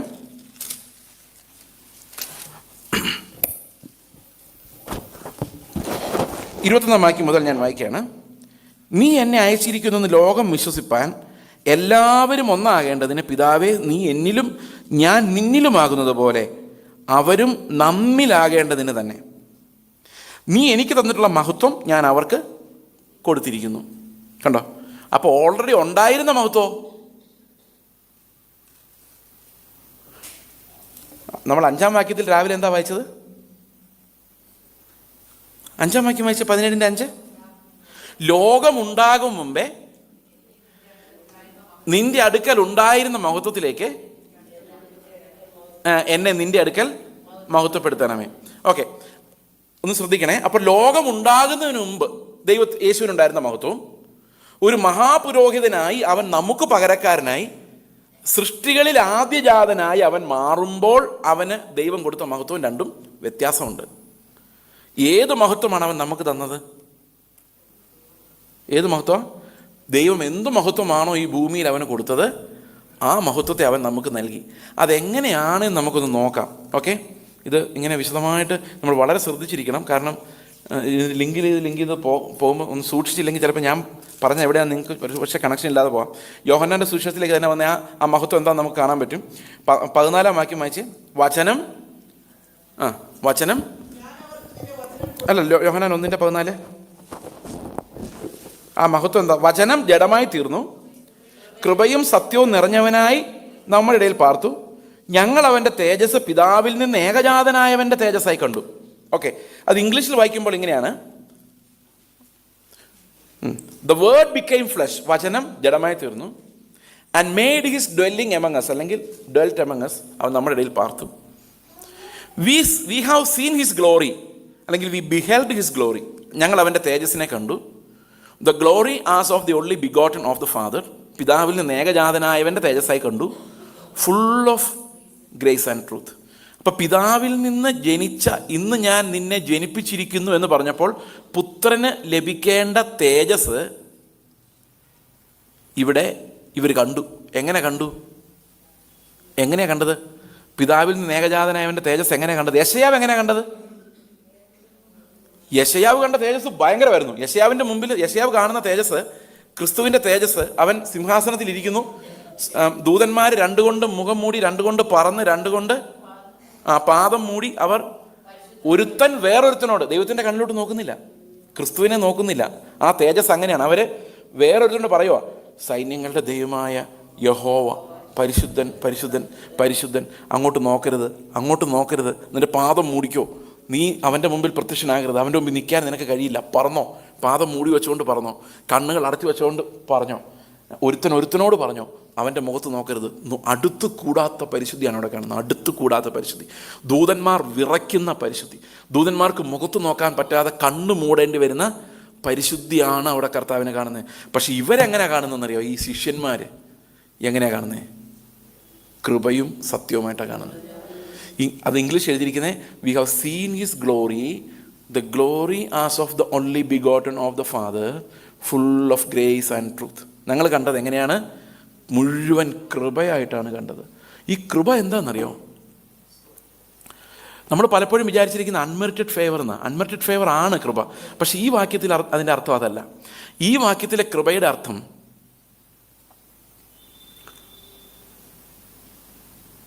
യേശുവിൽ നിറഞ്ഞിരുന്ന ഒരു തേജസ്സായിട്ടാണ് അവിടെ കാണിച്ചിരിക്കുന്നത്. കൃപ എന്ന വാക്കിൻ്റെ യഥാർത്ഥത്തിലുള്ളൊരു ഡിക്ഷണറി അർത്ഥം എന്താ പറയാം? അവൻ്റെ പാട്ട് എന്തൊരു കൃപയാണ് എന്ന് പറഞ്ഞതർത്ഥം. അവൻ്റെ പാട്ട് കേൾക്കാൻ എന്ത് അർഹിക്കാത്ത ദാനമാണ്. അങ്ങനെയാണോ നിങ്ങൾ ഉദ്ദേശിച്ചത്? അല്ല. അയാളുടെ നല്ല കൃപയാട്ടോ ശുശ്രൂഷയ്ക്ക് എന്ന് പറഞ്ഞെന്താ? ഭയങ്കര അർഹിക്കാത്ത ദാനം കേട്ടോ എന്നാണോ? അങ്ങനെയാണോ നിങ്ങൾ പറഞ്ഞത്? അല്ല. യേശുക്രിസ്തുവിലെ കൃപ അങ്ങ് നിറഞ്ഞു നിൽക്കുക കേട്ടോ എന്ന് പറഞ്ഞെന്തോ? യേശുവിൽ അർഹിക്കാത്ത ദാനങ്ങളെല്ലാം കൂടെ അങ്ങ് നിറഞ്ഞ് ആണോ? അപ്പോൾ കൃപ എന്ന വാക്കിൻ്റെ യഥാർത്ഥ അർത്ഥം അതല്ല. അതിന് ഇംഗ്ലീഷിലുള്ള എന്താണെന്നറിയാമോ വാക്ക്? ഗ്രേസ്. എന്തൊരു ഗ്രേസാ എന്ന് പറഞ്ഞെന്താ? ഇപ്പം മനസ്സിലായില്ലേ അർത്ഥം? ആളെ നോക്കി എന്തൊരു ഗ്രേസാ എന്ന് പറഞ്ഞെന്താ? തേജസ്സെന്ന. ശരിക്കും അവിടുത്തെ കൃപ എന്ന വാക്കിൻ്റെ അർത്ഥം എന്താണെന്നറിയോ? മനോഹരമായതെന്ന്. അത് ഒരു മനുഷ്യൻ്റെ കണ്ണിന് കാണാൻ പറ്റാത്ത മനോഹാരിതയാണ് ഗ്രേസ് എന്ന് പറയുന്നത്. അത് ശിഷ്യന്മാരുടെ കണ്ണിന് മാത്രമേ കാണാൻ പറ്റുമായിരുന്നുള്ളൂ. ബാക്കിയുള്ളവർ കണ്ടാൽ ഇവൻ ആളല്ലെന്ന് തോന്നുമാറായിരുന്നു. പക്ഷേ പിതാവ് ആകർഷിക്കുന്നവരെ ഓടി അടുത്ത് വരുന്ന ആൾക്കാരുണ്ട്. അവർക്ക് ഈ കൃപയെന്ന് പറയുന്നത് ഭയങ്കര തേജസ്സായിരുന്നു. ഇത് പിതാവ് കണ്ണു തുറന്നവർക്ക് മാത്രം കാണാൻ പറ്റുന്ന ഒരു സ്വർഗീയ മനോഹാരിത യേശുവിനുണ്ടായിരുന്നു. ആ മനോഹാരിത കണ്ടവരാരും പിന്നെ അവനെ വിട്ടുപോയിട്ടില്ല. നിത്യജീവൻ്റെ മൊഴികൾ നിൻ്റെ പക്കലുണ്ട്, നിന്നെ വിട്ടിട്ട് അടിയങ്ങൾ എങ്ങു പോയി ഒളിക്കും. പാട്ട് അല്ലേ? നിന്നെ വിട്ടിട്ട് ഞങ്ങൾ എങ്ങോട്ട് പോകും? Jesus is so beautiful to a believer. പിതാവ് ആകർഷിച്ചിട്ടല്ലാതെ ഒരുത്തനും എൻ്റെ അടുത്തേക്ക് വരാൻ സാധിക്കില്ല. ലോകം നോക്കി കഴിയുമ്പം ഹീസ് ആൻ ഓർഡിനറി മാൻ. എന്നെപ്പോലെ തന്നെയുള്ള ഒരാളാണ് അല്ലേ? പത്രോസിനെ പോലെയും യോഹന്നാനെ പോലെയുള്ള ആൾ. ഇവനെ യേശുവിനെ പിടിക്കാൻ യെരുശലേമിൽ അവർ അന്വേഷിച്ചു കഴിഞ്ഞപ്പം ഒരു സംശയം, ഇവനെ എങ്ങനെ പിടിക്കുന്നുള്ളതായിരുന്നു. നമ്മുടെ ചർച്ച വന്നു കഴിഞ്ഞാൽ പാസ്റ്ററെ പെട്ടെന്ന് മനസ്സിലാവും. പക്ഷേ യേശുവിനെ അടുത്ത് കണ്ട് ഇത് ഏതാ പാസ്റ്റർ ഏതാ വിശ്വാസം ഒരു പിടിയും കിട്ടില്ല, എല്ലാം ഒരുപോലെ ആയിരുന്നു. യേശുവിനെയും മറ്റ് ശിഷ്യന്മാരെ മാറിപ്പോയായിരുന്നുള്ള അവസ്ഥ ആലോചിച്ച് നോക്കി. യേശുവിനെ പിടിക്കേണ്ടതിന് പകരം പത്രോസിനെ പിടിച്ചുകൊണ്ട് പോയിരുന്നെങ്കിൽ ആകെ കുളമായതിനെ. പുള്ളി നാട് നീളെ ബഹളം ഉണ്ടാക്കുകയും ചെയ്തതിനെ. അപ്പോൾ പട്ടാളക്കാർ പറഞ്ഞു ഇവനെ എങ്ങനെ മനസ്സിലാവും? അപ്പോൾ യഹൂദന്മാർ പറഞ്ഞു ഒരു പണി പറ്റിക്കുക, അവൻ്റെ ഒരു ശിഷ്യനെ ഞങ്ങൾ സംഘടിപ്പിച്ചിട്ടുണ്ട്, ഞങ്ങൾക്ക് അവിടെ പോകാൻ പേടിയാണ്, നാട്ടുകാർ ചിലപ്പം ഉപദ്രവിക്കും. കാരണം 4-5 ദിവസമായിട്ടുള്ളൂ അവൻ ആലയത്തിൽ പ്രവേശിച്ച് ഓശാന എന്ന് പറഞ്ഞ് ജനങ്ങൾ മുഴുവൻ അവൻ്റെ പിന്നാലെ പോയിട്ട്. അപ്പോൾ ഈ ജനങ്ങളെല്ലാം അന്ന് പിന്നാലെ പോകുമ്പോൾ ജനങ്ങളുടെ പ്രതീക്ഷ ഇത്രയും ഞങ്ങൾ സപ്പോർട്ടുണ്ടല്ലോ, ഇവനിപ്പോൾ രാജ്യം പ്രഖ്യാപിക്കുമെന്നാണ്. പക്ഷെ അവൻ അവിടെ ചെന്നിട്ട് ആലയത്തിലുള്ള ആൾക്കാരെല്ലാം പറഞ്ഞിറക്കി വിട്ടിട്ടിങ്ങ് പോന്നു. സീസറിനെതിരെ ഒന്നും മിണ്ടിയില്ല, റോമാക്കാരുടെ എതിരെ ഒന്നും മിണ്ടിയില്ല. അപ്പം ജനങ്ങൾ വിചാരിക്കുന്നത് എന്നറിയോ, ഇവൻ്റെ പുറകെ നടന്നാൽ വേറെ രാജ്യം കിട്ടും ആൾക്കാർ വിചാരിക്കും ഇവൻ രാജ്യദ്രോഹിയാണ്, നമ്മളെല്ലാം ചാവും, അതിനേക്കാളും ഭേദം ഇവൻ്റെ അടുത്തങ്ങ് മാറിയേക്കാം. കാരണം ഇവൻ എന്തായാലും നമുക്ക് വേണ്ടി യുദ്ധം ചെയ്യുന്നതായിട്ടൊന്നും കാണുന്നില്ല. അപ്പോൾ ഇത് ജനങ്ങളുടെ പൊതുവായ സൈക്കോളജിയിൽ അങ്ങനെയാണ് പോകുന്നത്. കാരണം യേശുക്രിസ്തു ഓശാന ദിവസം, അതായത് അവനെ ഓശാന പാടി യെരൂശലേമിലേക്ക് സ്വീകരിക്കുന്ന കഴുതപ്പുറത്ത് വന്ന ആ ദിവസം അവൻ രാജത്വം അസ്യൂം ചെയ്ത് ഞാൻ നിങ്ങളുടെ രാജാവാണ്, നിങ്ങൾ എൻ്റെ കൂടെ യുദ്ധം ചെയ്യണമെന്ന് പറഞ്ഞിരുന്നെങ്കിൽ ഈ വീരന്മാരെ യഹൂദന്മാർ മുഴുവൻ അവന് വേണ്ടി യുദ്ധം ചെയ്തേനെ. പക്ഷെ അവൻ അവിടെ ചെന്നിട്ട് നേരെ ആലയത്തെക്കുറിച്ചുള്ള എരിവിനെക്കുറിച്ച് മാത്രം സംസാരിച്ചിട്ട് ഇറങ്ങിപ്പോകും. അപ്പോൾ ഇവർക്കൊരു കാര്യം മനസ്സിലായി, ഇവൻ ഈ രാജ്യം എന്ന് പറയുന്നുമുണ്ട്, ഇവൻ്റെ പുറകെ നടന്നാൽ ആൾക്കാർ നമ്മളെ തെറ്റിദ്ധരിക്കും, നമ്മുടെ എല്ലാം ജീവൻ അവതാളത്തിലാവും, അതുകൊണ്ട് ഇവൻ്റെ കൂടെ നടക്കുന്ന ഉചിതമല്ല എന്നവർ തീരുമാനിച്ച് കാണാനാണ് സാധ്യത. അപ്പോൾ ഈ ജനങ്ങളുടെ സൈക്കോളജി എന്താണെന്ന് ഇവർക്ക് ശരിക്കും മനസ്സിലായില്ല. അതുകൊണ്ട് ഇവർ പോയില്ല, ഇവർ പകരം യൂദാ ഇസ്കരിയോത്തെ വിട്ടു. യൂദാ ഇസ്കരിയോത്തെ പറഞ്ഞു, കണ്ട എല്ലാം ഒരുപോലെ ഇരിക്കും, അതുകൊണ്ട് ഞാൻ അവൻ്റെ അടുത്ത് ഒന്ന് ഉമ്മ വയ്ക്കുമ്പം അപ്പം നിനക്ക് മനസ്സിലാവും ഇതായതാണ് യേശുക്രിസ്തു. കാരണം അതല്ലാതെ ഇവനെ കണ്ടുപിടിക്കാൻ വേറൊരു മാർഗ്ഗം ഈ പട്ടാളക്കാർക്കുണ്ടായിരുന്നില്ല. യഹൂദന്മാരാണെങ്കിൽ അത്ര അടുത്ത് വരാൻ ധൈര്യപ്പെട്ടുമില്ല. അടുത്തടുത്ത് വന്നു, പക്ഷേ ഈ കൊണ്ട് പിടിച്ചു കൊടുക്കാനുള്ള ധൈര്യം അവർക്കുണ്ടായിരുന്നില്ല. ഇവരുടെ കയ്യിൽ എന്തെല്ലാം ഉണ്ടെന്നൊന്നും അവർക്ക് അറിയത്തുമില്ല. അപ്പോൾ അതുകൊണ്ട് യേശു ഒരു സാധാരണ മനുഷ്യൻ ആളുകൾ നോക്കുമ്പം ഹി ഹാസ് നോ ഡിഫറൻസ്. അവന് ഒരു ഗ്ലോറിയും ഇല്ല. മാനുഷികമായി നോക്കിയാൽ, ലോകപരമായി നോക്കിയാൽ ലോകത്തിൻ്റെതായ യാതൊരു മഹത്വവുമില്ല. അവൻ ജനിച്ചതും വളർന്നതും എല്ലാം വളരെ ദാരിദ്ര്യാവസ്ഥയിലാണ്. അവൻ്റെ കയ്യിലൊന്നും ഉണ്ടായിരുന്നില്ല, തല ചായ്ക്കാൻ ഇടമില്ലായിരുന്നു. അവനൊരു തച്ചൻ്റെ മകനായി ജനിച്ചു, തച്ചൻ പണി ചെയ്തു, ആ കാർപ്പൻട്രി വർക്ക് ചെയ്തു, മുക്കുവരുടെ കൂടെ നടന്നു, തല ചായ്ക്കാൻ ഇടമില്ലാത്ത അവസ്ഥ ഉണ്ടായിരുന്നു അവന്. പക്ഷേ പിതാവ് ആകർഷിക്കുന്ന ആൾക്കാർ നോക്കുമ്പം ഒരു ഭയങ്കര കൃപ. അത് ഞങ്ങൾ കണ്ടായിരുന്നു എന്നാണ് യോഹന്നാൻ പറയുന്നത്. ഞങ്ങളുടെ അകക്കണ്ണ്, ശിഷ്യന്മാരുടെ കണ്ണ് പിതാവ് തുറന്നു തന്നപ്പം ഞങ്ങൾ അവനെ നോക്കിയപ്പോൾ അവനെ വിട്ടുപിരിയാൻ പറ്റാത്ത ഒരു തേജസ്. പാപിയായ സ്ത്രീ അവളുടെ പാപങ്ങൾ ക്ഷമിക്കപ്പെടുമ്പോൾ അവൻ്റെ കാൽക്കൽ വീണ കെട്ടിപ്പിടിക്കാനുള്ളൊരു തേജസ്, ആ ഒരു ആകർഷകത്വമാണ് അവിടെ കൃപ എന്ന് പറയുന്നത്. എന്നിട്ട് 16-ാമത്തെ വാക്യത്തിൽ പറയാണ്, അവൻ്റെ കൃപയുടെ നിറവിൽ നിന്ന് നാം എല്ലാവരും കൃപയുടെ മേൽ കൃപ പ്രാപിച്ചിരിക്കുന്നു. ഇതാ കർത്താവ് പറഞ്ഞ്, നീ എനിക്ക് തന്നിട്ടുള്ള തേജസ് ഞാൻ ഇവർക്ക് ഇങ്ങനെ പങ്കുവെച്ചുകൊണ്ടിരിക്കുകയാണ്. കൃപയുടെ മേൽ കൃപ, കൃപയുടെ മേൽ കൃപ. ഇതിങ്ങനെ നമ്മുടെ ജീവിതത്തിലേക്ക് വന്ന് നിറഞ്ഞ് നിറഞ്ഞ് നിറഞ്ഞ് നിറഞ്ഞ് നിറഞ്ഞ് നിറഞ്ഞ് നിറഞ്ഞ് നിറഞ്ഞ് അവസാനം കാഹളനാദം കേൾക്കുമ്പോൾ ഈ കൃപയെല്ലാം സ്വർഗീയ തേജസ്സായിട്ട് രൂപാന്തരപ്പെടും. ആ സ്വർഗീയ തേജസ് ക്രിസ്തു ഭൂമിയിലേക്ക് വന്നപ്പോൾ അത് മനോഹാരിത, അതായത് ദൈവത്തിൻ്റെ ആ മനോഹാരിതയാക്കി മാറ്റി, ആ മനോഹാരിത, ആ ബ്യൂട്ടി നമ്മുടെ അകത്തേക്ക് പകർന്നു. എന്നിട്ട് ഇനി ഒരു തേജസ്സിലേക്ക് നമ്മൾ പോകുമ്പോൾ ഈ കൃപ സകലത്തിൻ്റെയും ഉയരത്തിലുള്ളൊരു പ്രകാശമായി ജ്വലിക്കുന്നൊരു തേജസ്സായിട്ട് അന്ത്യകാലത്ത് വെളിപ്പെടും. അതുകൊണ്ടാണ് നമ്മിൽ വെളിപ്പെടുവാനിരിക്കുന്ന തേജസ് അത് ഇന്ന് കൃപയായി നമ്മളിൽ നിറയുന്നു, നാളെ അത് തേജസ്സായി മഹത്വമായി വെളിപ്പെടുന്നു. അപ്പോൾ ആര് തന്നെ നമ്മുടെ കൂടെ ഇറങ്ങി വസിച്ചാലേ ഇത് പറ്റുള്ളൂ.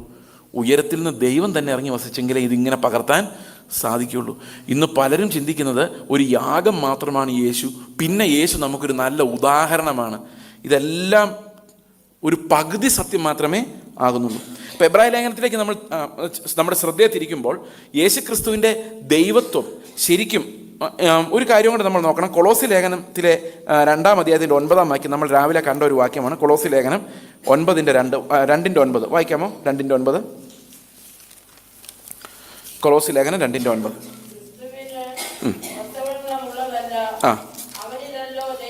അവനിലല്ലോ ദൈവത്തിൻ്റെ സർവസമ്പൂർണതയും ദേഹരൂപമായി വസിക്കുന്നത്. ആരിലാണ്? ക്രിസ്തുവിലാണ്. അപ്പൊ ക്രിസ്തു സമ്പൂർണ്ണ. അടുത്ത വാക്യം,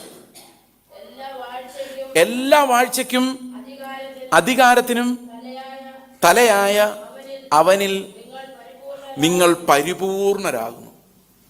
അപ്പൊ ഈ വാക്യം ഒന്ന് ശ്രദ്ധിച്ചു നോക്കിക്കേ. നമ്മൾ പരിപൂർണരാണോ? ആണോ അല്ലയോ? നമ്മളുടെ കൽപ്പന എന്തായിരുന്നു? 5:48 മത്തായിയുടെ സുവിശേഷം 5:48 കൽപ്പന എന്തായിരുന്നു? നിങ്ങളുടെ സ്വർഗസ്ഥനായ പിതാവ് സൽഗുണപൂർണനായിരിക്കുന്ന പോലെ നിങ്ങളും സൽഗുണപൂർണരാകുവിൻ. ഇവിടെ എന്താ പറഞ്ഞിരിക്കുന്നത്? 9:10 അവനിലല്ലോ ദൈവത്തിൻ്റെ സർവസമ്പൂർണതയും ദേഹരൂപമായി വസിക്കുന്നത്. അപ്പൊ ദൈവത്തിൻ്റെ സമ്പൂർണത ആരിലുണ്ട്? ക്രിസ്തുവിലുണ്ട്, അല്ലെ? അവനിൽ നമ്മളുള്ളപ്പോൾ എന്ത് സംഭവിക്കും? നമ്മൾ പരിപൂർണരാ. കാരണം നമ്മൾ ആരിൽ മറഞ്ഞിരിക്കുന്നു? ക്രിസ്തുവിൽ മറഞ്ഞിരിക്കുന്നു. കഴിഞ്ഞ ദിവസം ഞങ്ങളുടെ ചർച്ചിൽ ഒരാൾ സാക്ഷ്യം പറഞ്ഞ ഒരു ഡോക്ടറാണ്. അദ്ദേഹം സാക്ഷ്യം പറഞ്ഞ ഇങ്ങനെയാണ്: ക്രിസ്തുവിൻ്റെ നീതിയുടെ ഡോറിന് പുറകിൽ പേടിച്ച് അരണ്ട് മറഞ്ഞിരിക്കുന്ന ഒരു പാപിയാണ് ഞാൻ എന്ന് പറഞ്ഞാൽ, ആരിൽ കണ്ടാൽ പിടിച്ചുകൊണ്ട് പോയിരിക്കാൻ വേണ്ടി പുള്ളിയെ തന്നെ കണ്ടത് അങ്ങനെയാണ്. എന്ത് സത്യമാണത് അല്ലേ? ക്രിസ്തുവിൻ്റെ നീതിയുടെ മറവിൽ ഞാനിങ്ങനെ വരണ്ട്, വേറൊരു സ്ഥലവും ഇല്ല ഇരിക്കാൻ. ആ ഒരു മറവിലല്ലാതെ എനിക്ക് രക്ഷപ്പെടാൻ വേറൊരു മാർഗവുമില്ല. അപ്പോൾ ഇവിടെ പറഞ്ഞിരിക്കുന്നത് ക്രിസ്തുവിൽ നിങ്ങൾ സമ്പൂർണ്ണരാണ്. രാവിലെ നമ്മൾ കണ്ട ഒരു കാര്യം, ക്രിസ്തുവിൽ നമ്മെ എപ്പോൾ തിരഞ്ഞെടുത്തു? ലോകസ്ഥാപനത്തിന് മുമ്പേ തിരഞ്ഞെടുത്തു. അപ്പോൾ യേശുക്രിസ്തുവിൻ്റെ മഹാപൗരോഹിത്യത്തിൽ നമ്മൾ എങ്ങനെയാണ് രക്ഷപ്പെടുന്നതെന്ന് നമുക്കൊരു നിമിഷം ഒന്ന് ആലോചിക്കാം. ഓക്കെ, ഞാൻ ഒരു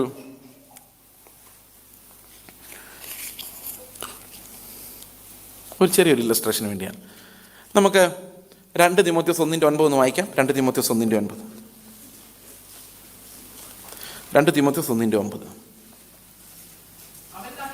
അവൻ നമ്മെ രക്ഷിക്കുകയും വിശുദ്ധ വിളി കൊണ്ട് വിളിക്കുകയും ചെയ്തത് നമ്മുടെ പ്രവൃത്തികൾ കൊണ്ടല്ല, സകല കാലത്തിന് മുൻപേ ക്രിസ്തുയേശുവിൽ നമുക്ക്, ക്രിസ്തുയേശുവിൽ ഇൻ ക്രൈസ്റ്റ് അല്ലേ, നമുക്ക് നൽകിയിരുന്നതാ. എഫേസ്യർ 1:4 വായിച്ചേ.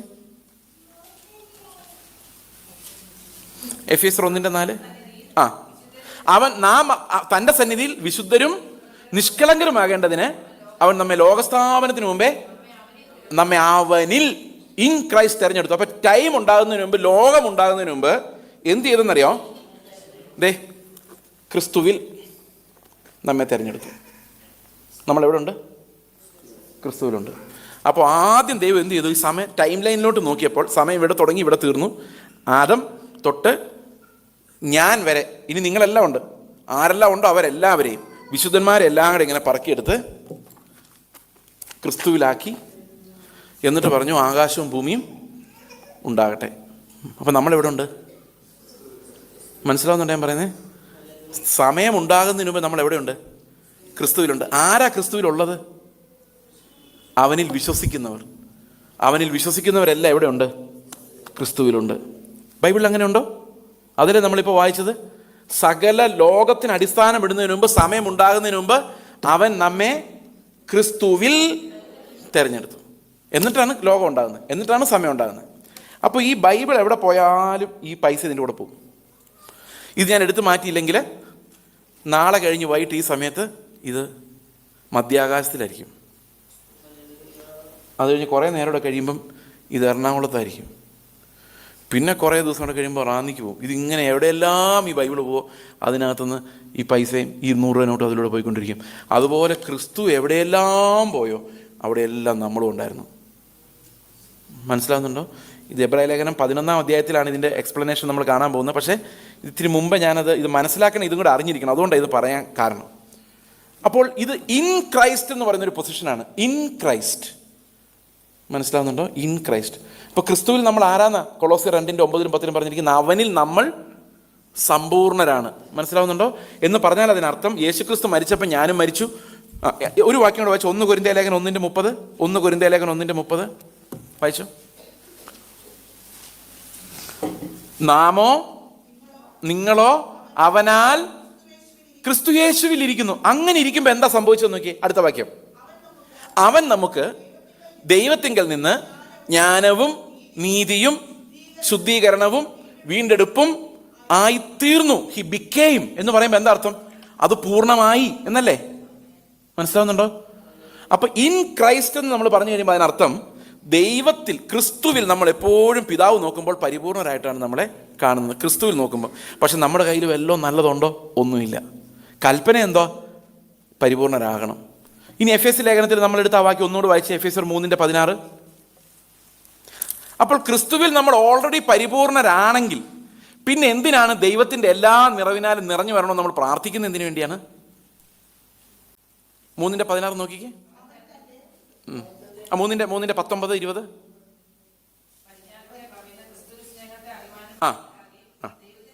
ദൈവത്തിൻ്റെ എല്ലാ നിറവിനാലും നിറഞ്ഞു വരികയും വേണമെന്ന് പ്രാർത്ഥിക്കുന്നു. അപ്പോൾ വേറൊരു പൊസിഷനെ കുറിച്ച് ഇവിടെ പറഞ്ഞിരിക്കുന്നത്, അതായത് ക്രിസ്തുവിൽ ഞാൻ എന്നുള്ളത് കൊണ്ട് ഞാൻ പരിപൂർണനാണ്. പക്ഷേ എൻ്റെ അവയവങ്ങളിലേക്ക് അത് വരണമെങ്കിൽ, എൻ്റെ ജീവിതത്തിലേക്ക് അത് വരണമെങ്കിൽ, എൻ്റെ പെരുമാറ്റത്തിലേക്ക് അത് വരണമെങ്കിൽ, എൻ്റെ പ്രവൃത്തികളിലേക്ക് അത് വരണമെങ്കിൽ വേറൊരു മിറക്കിൾ സംഭവിക്കണം. ഞാൻ ക്രിസ്തുവിലായാൽ പോരാ, അവൻ എന്നിലും വരണം. ഇനി 16-17 എന്ന് വായിച്ചു നോക്കി. അവൻ തൻ്റെ മഹത്വത്തിൻ്റെ ധനത്തിനൊത്തവണ്ണം അവൻ്റെ ആത്മാവിനാൽ നിങ്ങളുടെ അകത്തെ മനുഷ്യനെ സംബന്ധിച്ച് ശക്തിയോടെ ബലപ്പെടേണ്ടതിനും ക്രിസ്തു വിശ്വാസത്താൽ നിങ്ങളുടെ ഹൃദയങ്ങളിൽ വസിക്കേണ്ടതിനും. അപ്പൊ എങ്ങനെയാണ് ദൈവത്തിന്റെ എല്ലാ നിറവിനാലും നമ്മൾ നിറഞ്ഞു വരുന്നത്? ഈ പരിപൂർണനായ ക്രിസ്തു അവൻ എന്ത് ചെയ്തു? എങ്ങനെ പരിപൂർണനായി? എബ്രായ ലേഖനത്തിൽ യേശുവിന്റെ പൗരോഹിത്യത്തെക്കുറിച്ച് പറയുമ്പോൾ പരിപൂർണതയെക്കുറിച്ച് പറയുന്നുണ്ട്. അവൻ അനുസരണം പഠിച്ച്, കഷ്ടം അനുഭവിച്ച് അനുസരണം പഠിച്ച് തികഞ്ഞവനായി. അപ്പൊ ആരുണ്ട് അകത്ത്? ഞാനുണ്ട്. അതുകൊണ്ട് അവനിൽ ഞാനും തികഞ്ഞവനായി. പക്ഷെ ഞാൻ ഇവിടെ ജീവിക്കുമ്പോൾ ഞാൻ വെറും പൊട്ടനെ പോലെ ജീവിക്കുന്നത്, എനിക്കിതൊന്നും അറിയത്തില്ല അല്ലേ? അപ്പോൾ എന്ത് ചെയ്യണം? ഞാൻ വിശ്വസിക്കണം. അപ്പോൾ എന്ത് ചെയ്യും? ക്രിസ്തു എൻ്റെ ഉള്ളിലേക്ക് വരും. രണ്ട് പൊസിഷൻ ഉണ്ട്. അതാ കർത്താവ് പറയുന്നത്, നിങ്ങൾ എന്നിലും ഞാൻ നിങ്ങളിലും വസിക്കും. ഞാൻ ക്രിസ്തുവിലായത് കൃപയാലാണ്, പക്ഷെ ക്രിസ്തു എന്നിൽ വസിക്കുന്നത് വിശ്വാസത്താലാണ്. അപ്പം വിശ്വാസത്താൽ ക്രിസ്തു നമ്മൾ വസിക്കും. എന്ത് സംഭവിക്കും? അവൻ കഷ്ടപ്പെട്ട് സമ്പാദിച്ച, വിയർത്ത് രക്തമൊഴുക്കി ക്രൂശ് വരെ അനുസരണം പഠിച്ച് അവൻ തികച്ച ദൈവീക ഗുണങ്ങൾ അവൻ നമ്മളിൽ വസിക്കുമ്പോൾ അവൻ്റെ ആ ധനത്തിൽ നിന്ന് നമ്മളും ധനവാന്മാരായി മാറിക്കൊണ്ടിരിക്കും.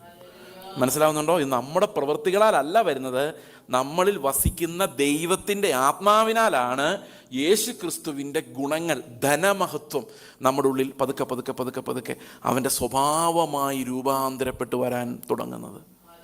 മനസ്സിലാവുന്നുണ്ടോ? അപ്പോൾ നമ്മൾ തുടങ്ങിയ വാക്യം ഒന്നുകൂടെ നോക്കാം. യോഹന്നാൻ്റെ സുവിശേഷത്തിനകത്ത് ഇത് വ്യക്തമാക്കി എഴുതിയിട്ടുണ്ട്. 17-ാം അധ്യായത്തിൽ ഇങ്ങനെയാണ് പറയുന്നത്. അതിൻ്റെ 22-ാം വാക്യത്തിൽ നിന്നാണ് നമ്മൾ ഇത്രയും അങ്ങോട്ട് പോയത്. 23 നോക്കിയേ. നീ എന്നെ അയച്ചിരിക്കുന്നുവെന്നും നീ എന്നെ സ്നേഹിക്കുന്നത് പോലെ അവരെ സ്നേഹിക്കുന്നുവെന്നും. എനിക്ക് കർത്താവ് ഇത് പറയുന്നത് ഓർക്കുമ്പോൾ ഞാൻ ഇവിടെ ഇരുന്ന് വായിച്ചപ്പോൾ എനിക്ക് ശരിക്കും ലിറ്ററലി ഐ ഹാഡ് ടിയേഴ്സ്. അതിൻ്റെ കാര്യം എന്ന് വെച്ച് കഴിഞ്ഞാൽ കർത്താവ് പോകുന്നത് എങ്ങോട്ടാ? ക്രൂശിലേക്കാണ് അല്ലേ? മരിക്കാൻ, ഭയങ്കര വേദന സഹിച്ച് മരിക്കാൻ വേണ്ടിയാണ് കർത്താവ് പോകുന്നത്.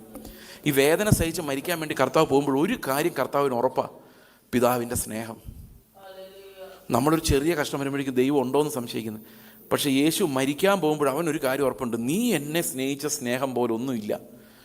ആ സ്നേഹം ആർക്കും ഉണ്ടാകണം. നീ എന്നെ അയച്ചിരിക്കുന്നുവെന്നും നീ എന്നെ സ്നേഹിക്കുന്നത് പോലെ അവരെ സ്നേഹിക്കുന്നുവെന്നും ലോകമറിയുവാൻ നാം ഒന്നായിരിക്കുന്നത് പോലെ അവരും ഒന്നാകേണ്ടതിനും ഞാൻ അവരിലും. കണ്ടോ? യേശു ആരില്? നമ്മളിൽ. ഞാൻ അവരിലും നീ എന്നിലുമായി അവർ ഐക്യത്തിൽ തികഞ്ഞവരാകണം. അപ്പം നമ്മൾ എങ്ങനെ തമ്മിൽ ഐക്യം ഉണ്ടാകുന്നതെന്നാണ് പറഞ്ഞത്? നമ്മളങ്ങോട്ട് പ്രശ്നങ്ങളെല്ലാം മറന്നേര് ബ്രദറെ. ഇങ്ങനെയല്ല ഐക്യം ഉണ്ടാകുന്നത്. നമ്മളിൽ കർത്താവ് വസിക്കുമ്പോൾ എല്ലാവരിലും ഒരേ കർത്താവ്, അങ്ങനെ ഐക്യം ഉണ്ടാകുന്നത്. എല്ലാവരിലും ഒരേ ആത്മാവ്, അങ്ങനെ ഐക്യം ഉണ്ടാകുന്നത്. എല്ലാവരിലും ഒരേ വിശ്വാസം, അങ്ങനെ ഐക്യം ഉണ്ടാകുന്നത്. അപ്പൊ ദൈവം പിതാവ് ക്രിസ്തുവിലും ക്രിസ്തു നമ്മളിലും, തിരിച്ച് നമ്മൾ ക്രിസ്തുവിലും ക്രിസ്തു ദൈവത്തിലും. മനസ്സിലാവുന്നുണ്ടോ പറയുന്നത്? ഒത്തിരി കോംപ്ലിക്കേഷൻ ഉണ്ട് അവിടെ. ഇത് മനസ്സിലാക്കാൻ ഈ യോഹന്നാന്റെ സുവിശേഷം ഒന്നും കൂടെ വായിച്ചാൽ മതി. അടുത്ത വാക്യം, 24-ാം വാക്യം. പിതാവേ, നീ ലോകസ്ഥാപനത്തിന് മുൻപേ എന്നെ സ്നേഹിച്ചിരിക്കൊണ്ട്. ആ സ്നേഹം ലോകസ്ഥാപനത്തിന് മുമ്പേ എന്ന് പറഞ്ഞാൽ സമയത്തിന് മുൻപേ, ടൈമിന് മുൻപേ. ടൈം ആദ്യം ഉണ്ടാകുന്നത്. എപ്പോഴും നിങ്ങളുടെ മനസ്സിലത് വേണം. ടൈമിന് മുമ്പ് തന്നെ നിന്റെ സ്നേഹം ഞാൻ അനുഭവിച്ചിട്ടുണ്ട്. എനിക്ക് നൽകിയ മഹത്വം നീ എനിക്ക് തന്നിട്ടുള്ളവർ കാണേണ്ടതിന്. 22-ാം വാക്യത്തിൽ പറഞ്ഞത് നീ എനിക്ക് തന്നിട്ടുള്ള മഹത്വം ഞാൻ അവർക്ക് കൊടുത്തിട്ടുണ്ടെന്ന്. ഇപ്പം എന്താ പറയുന്നറിയോ? ലോകസ്ഥാപനത്തിന് മുമ്പേ നീ എന്നെ സ്നേഹിച്ചിരുന്നു. അന്ന് ഉണ്ടായിരുന്ന മഹത്വം എന്താണെന്ന് എൻ്റെ പ്രിയപ്പെട്ടവരൊന്ന് കാണണമെന്ന് എനിക്ക് ആഗ്രഹമുണ്ട്. അതുകൊണ്ട് ഞാൻ ഇരിക്കുന്നിടത്ത് അവരും അതൊന്ന് അനുഭവിക്കാൻ, ഒന്ന് കാണാൻ, ഒന്ന് തൊടാൻ, എന്തു വലിയ മഹത്വമാണതെന്ന് പറഞ്ഞൊന്ന് തുള്ളിച്ചാടാൻ എൻ്റെ കൂട്ടുകാരും എൻ്റെ കൂടെ വേണം എന്നാണ് ആ പ്രാർത്ഥന. മനസ്സിലാവുന്നുണ്ട് അതിനകത്ത് കർത്താവിൻ്റെ ഹൃദയം എന്താന്ന്? പിതാവേ, ലോകം നിന്നെ അറിഞ്ഞിട്ടില്ല, ഞാനോ നിന്നെ അറിഞ്ഞിരിക്കുന്നു. നീ എന്നെ അയച്ചിരിക്കുന്നു, ഇവരും അറിഞ്ഞിരിക്കുന്നു. നീ എന്നെ സ്നേഹിക്കുന്ന സ്നേഹം അവരിലാകാൻ. ഇതൊന്ന് ആലോചിച്ച് നോക്കിയേ. ദൈവം യേശുവിനെ സ്നേഹിക്കുന്ന സ്നേഹം എന്നിലാകണം എന്ന് പറയുമ്പം, എനിക്ക് പലരോട് സ്നേഹമുണ്ട് അല്ലേ? നമുക്ക് സ്നേഹമില്ലേ എല്ലാവർക്കും അങ്ങോട്ടും ഇങ്ങോട്ടും ഒക്കെ? നിങ്ങൾക്ക് പരസ്പര സ്നേഹമില്ലേ? ഉണ്ടോ? ഉണ്ടെന്ന് നമുക്ക് തോന്നുക, ശരിക്കും ഇല്ല. കാരണം സ്നേഹം എന്ന് പറയുന്ന സാധനം അങ്ങനെ ഫ്രീ ആയിട്ട് കിട്ടുന്നൊരു സാധനമല്ല. നമ്മുടെ ശരീരത്തിൽ അത് ഉണ്ടാകത്തില്ല. ദൈവം യേശുവിനെ സ്നേഹിച്ച സ്നേഹം അത് നമ്മളിൽ വസിക്കുക എന്ന് പറയുന്ന ഒരു ഭയങ്കര ഡിവൈൻ എക്സ്പീരിയൻസ് ആണ്. അതെങ്ങനെ വിശദീകരിക്കേണ്ടതൊന്നും എനിക്കറിയത്തില്ല, പക്ഷേ ഞാൻ പറ്റുന്ന പോലെയൊക്കെ ഒന്ന് വിശദീകരിക്കാൻ ശ്രമിക്കാം ആ സ്നേഹത്തിൻ്റെ പ്രത്യേകത. സാധാരണഗതിയിൽ ഒരു തുള്ളി വെള്ളം ഈ ഡെസ്കിൽ ഒഴിച്ചാൽ അത് താഴോട്ട് ഒഴുകുള്ളൂ അല്ലേ? ഇത് സ്ലോപ്പ് ഉണ്ട് ഇങ്ങോട്ട്, നിങ്ങൾക്ക് മനസ്സിലാവുന്നുണ്ടല്ലോ, സ്ലോപ്പുണ്ട്. പ്രാണനിൽ നിന്ന് വരുന്ന എല്ലാ സ്നേഹവും താഴോട്ട് മാത്രമേ ഒഴുകുള്ളൂ. അതായത് നമ്മുടെ സ്നേഹം റിസീവ് ചെയ്യുന്ന ആളുകളുടെ അടുത്തേക്ക് മാത്രമേ അത് ഒഴുകുള്ളൂ. മനസ്സിലാവുന്നുണ്ടോ? ഒരു ടൺ സ്നേഹം കൊടുത്തിട്ട് 10 ഗ്രാം സ്നേഹം പോലും തിരിച്ചു തരാൻ ഒരാൾക്കില്ലെങ്കിൽ നമ്മൾ പതുക്കെ നമ്മുടെ ടാപ്പ് അങ്ങ് ക്ലോസ് ചെയ്യും. കാരണം നമ്മുടെ സ്നേഹത്തിന് അങ്ങനെ പറ്റുള്ളൂ. എന്നാൽ യേശുവിൻ്റെ സ്നേഹം എങ്ങനെയാണെന്ന് വെച്ച് കഴിഞ്ഞാൽ 10 ഗ്രാം പോലും ഇങ്ങോട്ട് തരാനില്ലെങ്കിൽ ഇവിടെ നിന്നുള്ള ഫ്ലോ അങ്ങ് വർദ്ധിപ്പിക്കും. അവന് ശ്വാസം മുട്ടുന്ന പോലെ ആ സ്നേഹം അവനെ നിറയ്ക്കണം. ഈ സാധനം നമ്മുടെ കയ്യിലില്ല. ഇരുട്ടിൽ പ്രകാശിക്കുന്ന വെളിച്ചം നമ്മുടെ അടുത്തില്ല. നമ്മൾ എത്ര ശ്രമിച്ചാലും ഉണ്ടാകുകയില്ല. അതുകൊണ്ടാണ് കർത്താവ് പ്രത്യേകിച്ച് പ്രാർത്ഥിച്ചത്, നീ എനിക്ക് തന്നിരിക്കുന്ന ആ സ്നേഹം ഉണ്ടല്ലോ, ക്രൂശിൽ ഒരു സ്നേഹവും കനിവുമില്ലാത്ത ജനം അവനെ ആണി അടിച്ചുകൊണ്ടിരിക്കുമ്പം 1 ഗ്രാം സ്നേഹം പോലും ഇങ്ങോട്ടില്ലാത്ത ആ മഹാമരുഭൂമിയിൽ യേശു ഒറ്റയ്ക്കായിരിക്കുമ്പോഴും ഇവരോടെല്ലാം തോന്നുന്ന ആ സ്നേഹം പിതാവ് ഡിപ്പോസിറ്റ് ചെയ്തതാണ്. ആ സ്നേഹം നമ്മളിൽ ഉണ്ടാകണമെന്ന് കർത്താവ് ആഗ്രഹിക്കുന്നു. അപ്പോൾ ശരിക്കും സാൽവേഷൻ എന്ന് പറഞ്ഞാൽ എങ്ങനെയെങ്കിലും സ്വർഗത്തിൽ പോകുന്ന പരിപാടി അല്ല. അതാണ് യേശുവിൻ്റെ ദൈവത്വവും മനുഷ്യത്വവും അവിടെ പ്രധാനമായിരിക്കുന്നത്. എങ്ങനെയെങ്കിലും സ്വർഗത്തിൽ പോകാനാണെങ്കിൽ 2 കാര്യങ്ങൾ നോക്കിയാൽ മതി. ഒന്ന്, നമ്മുടെ പാപങ്ങൾ പരിഹരിക്കപ്പെടണം. പിന്നെ തട്ടിയും മുട്ടിയും നല്ല ജീവിതം ജീവിച്ച് അങ്ങോട്ട് എത്തണം. ഈ മിനിമത്തിലാണ് മിക്കവാറും ക്രിസ്ത്യാനികളും ഇരിക്കുന്നത്. പക്ഷെ സാൽവേഷൻ എന്ന് പറയുന്ന പരിപാടി അതല്ല. രക്ഷ എന്ന് പറയുന്നത് നാം അവൻ്റെ സ്വന്തമായി മാറി അവൻ്റെ സ്വഭാവത്താൽ നിറഞ്ഞ് യേശുവിൻ്റെ സ്വരൂപത്തോട് അനുരൂപരായി മാറുന്നതിനെയാണ് രക്ഷ എന്ന് പറയുന്നത്. അതല്ലാതെ വേറെ ഒന്നിനെയും നമ്മൾ രക്ഷ എന്ന് വിളിക്കാൻ പാടില്ല. എൻ്റെ രക്ഷ പൂർത്തിയാകുന്നത് ഞാൻ യേശുവിൻ്റെ അതേ സ്വരൂപത്തോട് അനുരൂപനായി മാറുമ്പോഴാണ്. അതുകൊണ്ട് എബ്രായ ലേഖനത്തിൽ നമ്മൾ അടുത്ത ഭാഗത്തേക്ക് വരുമ്പോൾ, 2-ാം അധ്യായത്തിലേക്ക് വരുമ്പോൾ,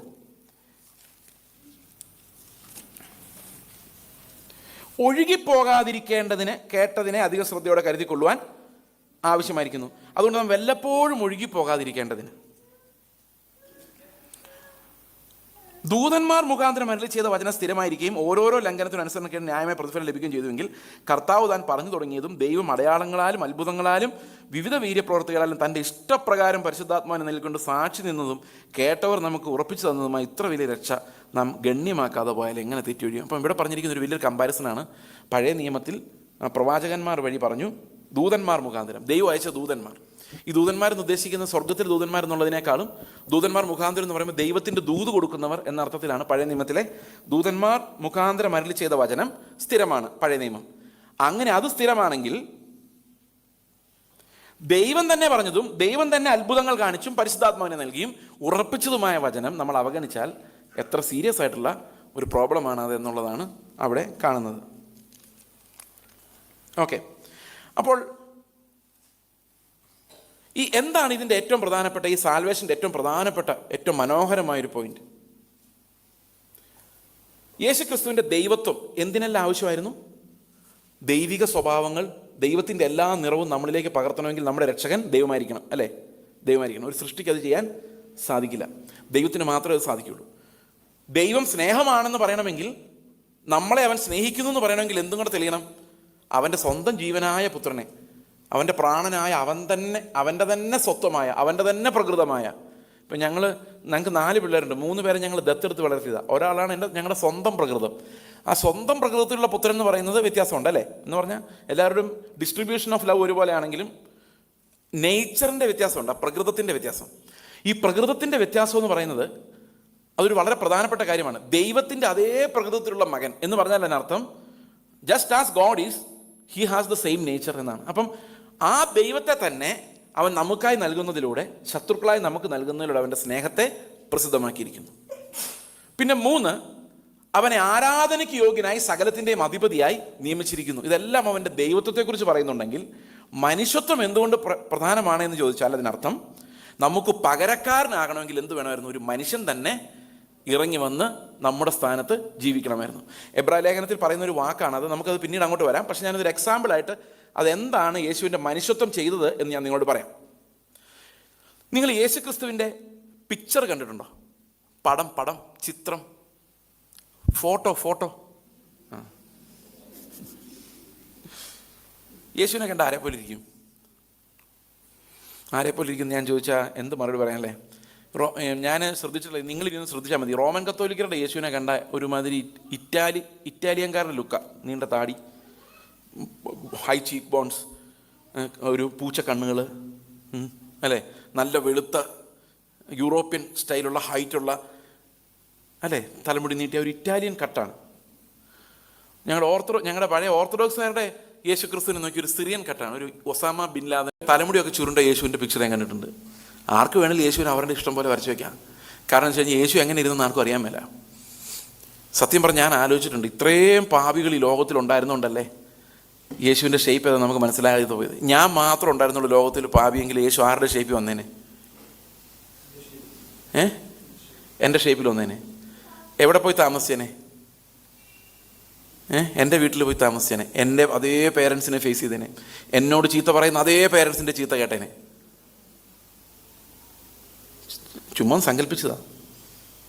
എൻ്റെ അതേ ടൈപ്പ് അയൽവക്കക്കാർ, അതേ ടൈപ്പ് കുശുമ്പും കുന്നായ്മയുള്ള ഫ്രണ്ട്സ്, അതേ ടൈപ്പ് സഹോദരങ്ങളെ ഫേസ് ചെയ്തേനെ. പക്ഷെ അവിടെ ഒന്നും ഒരു പാപവും ചെയ്യില്ലായിരുന്നു. നമ്മളിവിടെ എല്ലായിടത്തും പാപവും ചെയ്തുകൊണ്ടിരിക്കുന്നു.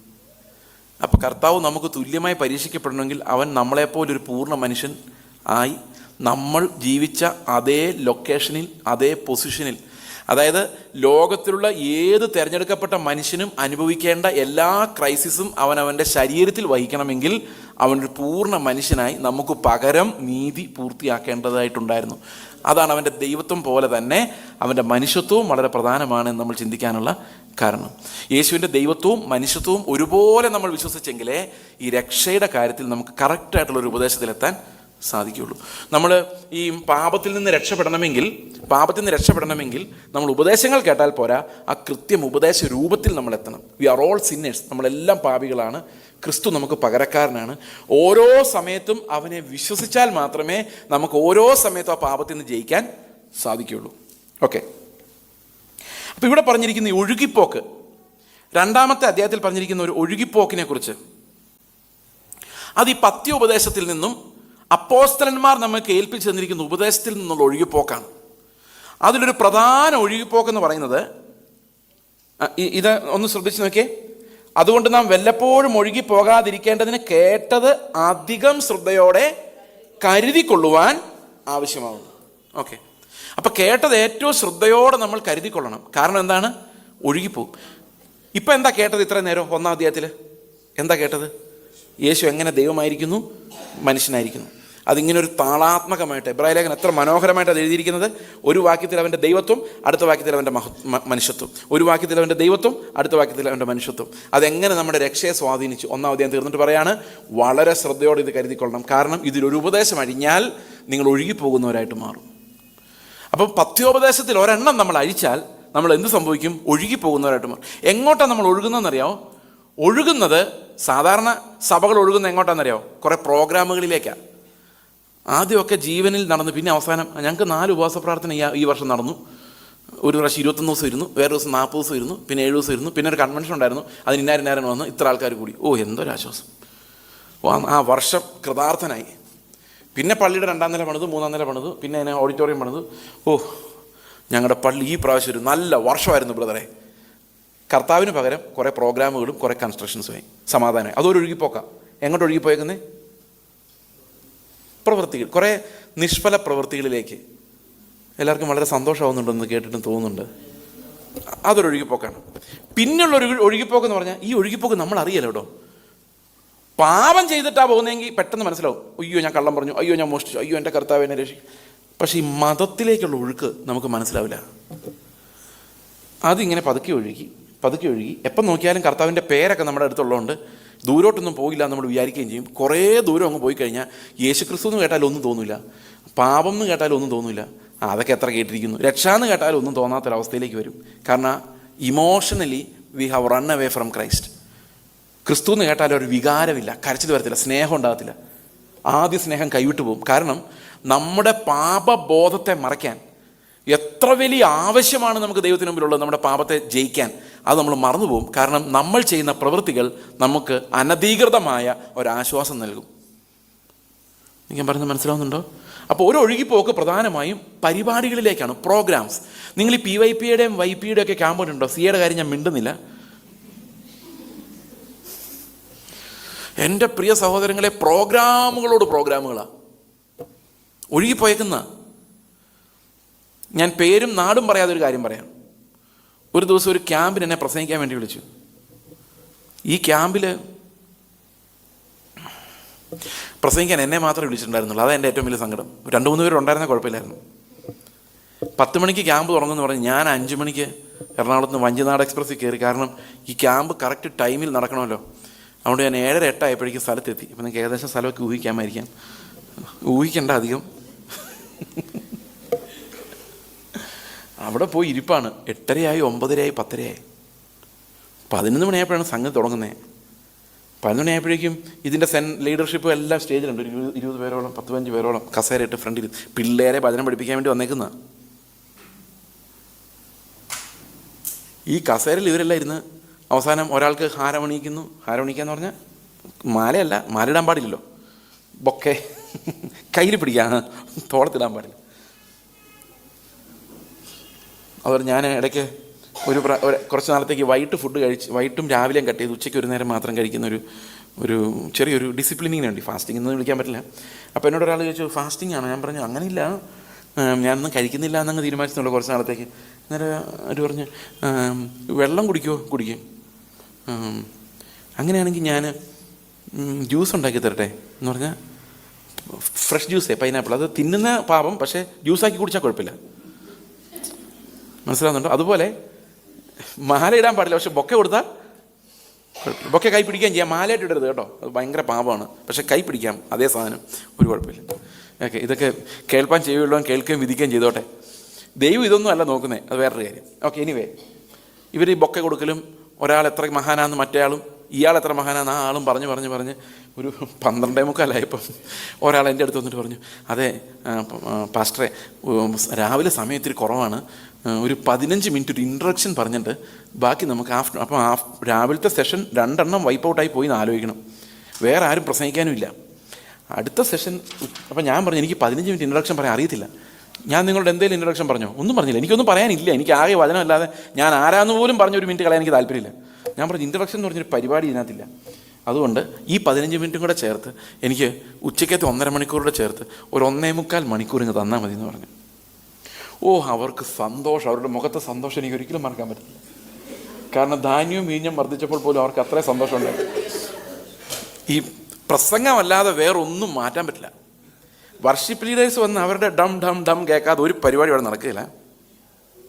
2, കളി ചിരി ബഹളങ്ങളെല്ലാം അതിന് കറക്റ്റ് ടൈമിൽ നടന്നില്ലേ പിള്ളേർ പ്രശ്നം ഉണ്ടാക്കും. ആകെ ആർക്കും പരാതി ഇല്ലാത്തത് ഈ വചനം എടുത്ത് മാറ്റിയാൽ മാത്രം ആരും ഒന്നും ചോദിക്കാൻ പോകുന്നില്ല, അത് അവർക്കറിയാം.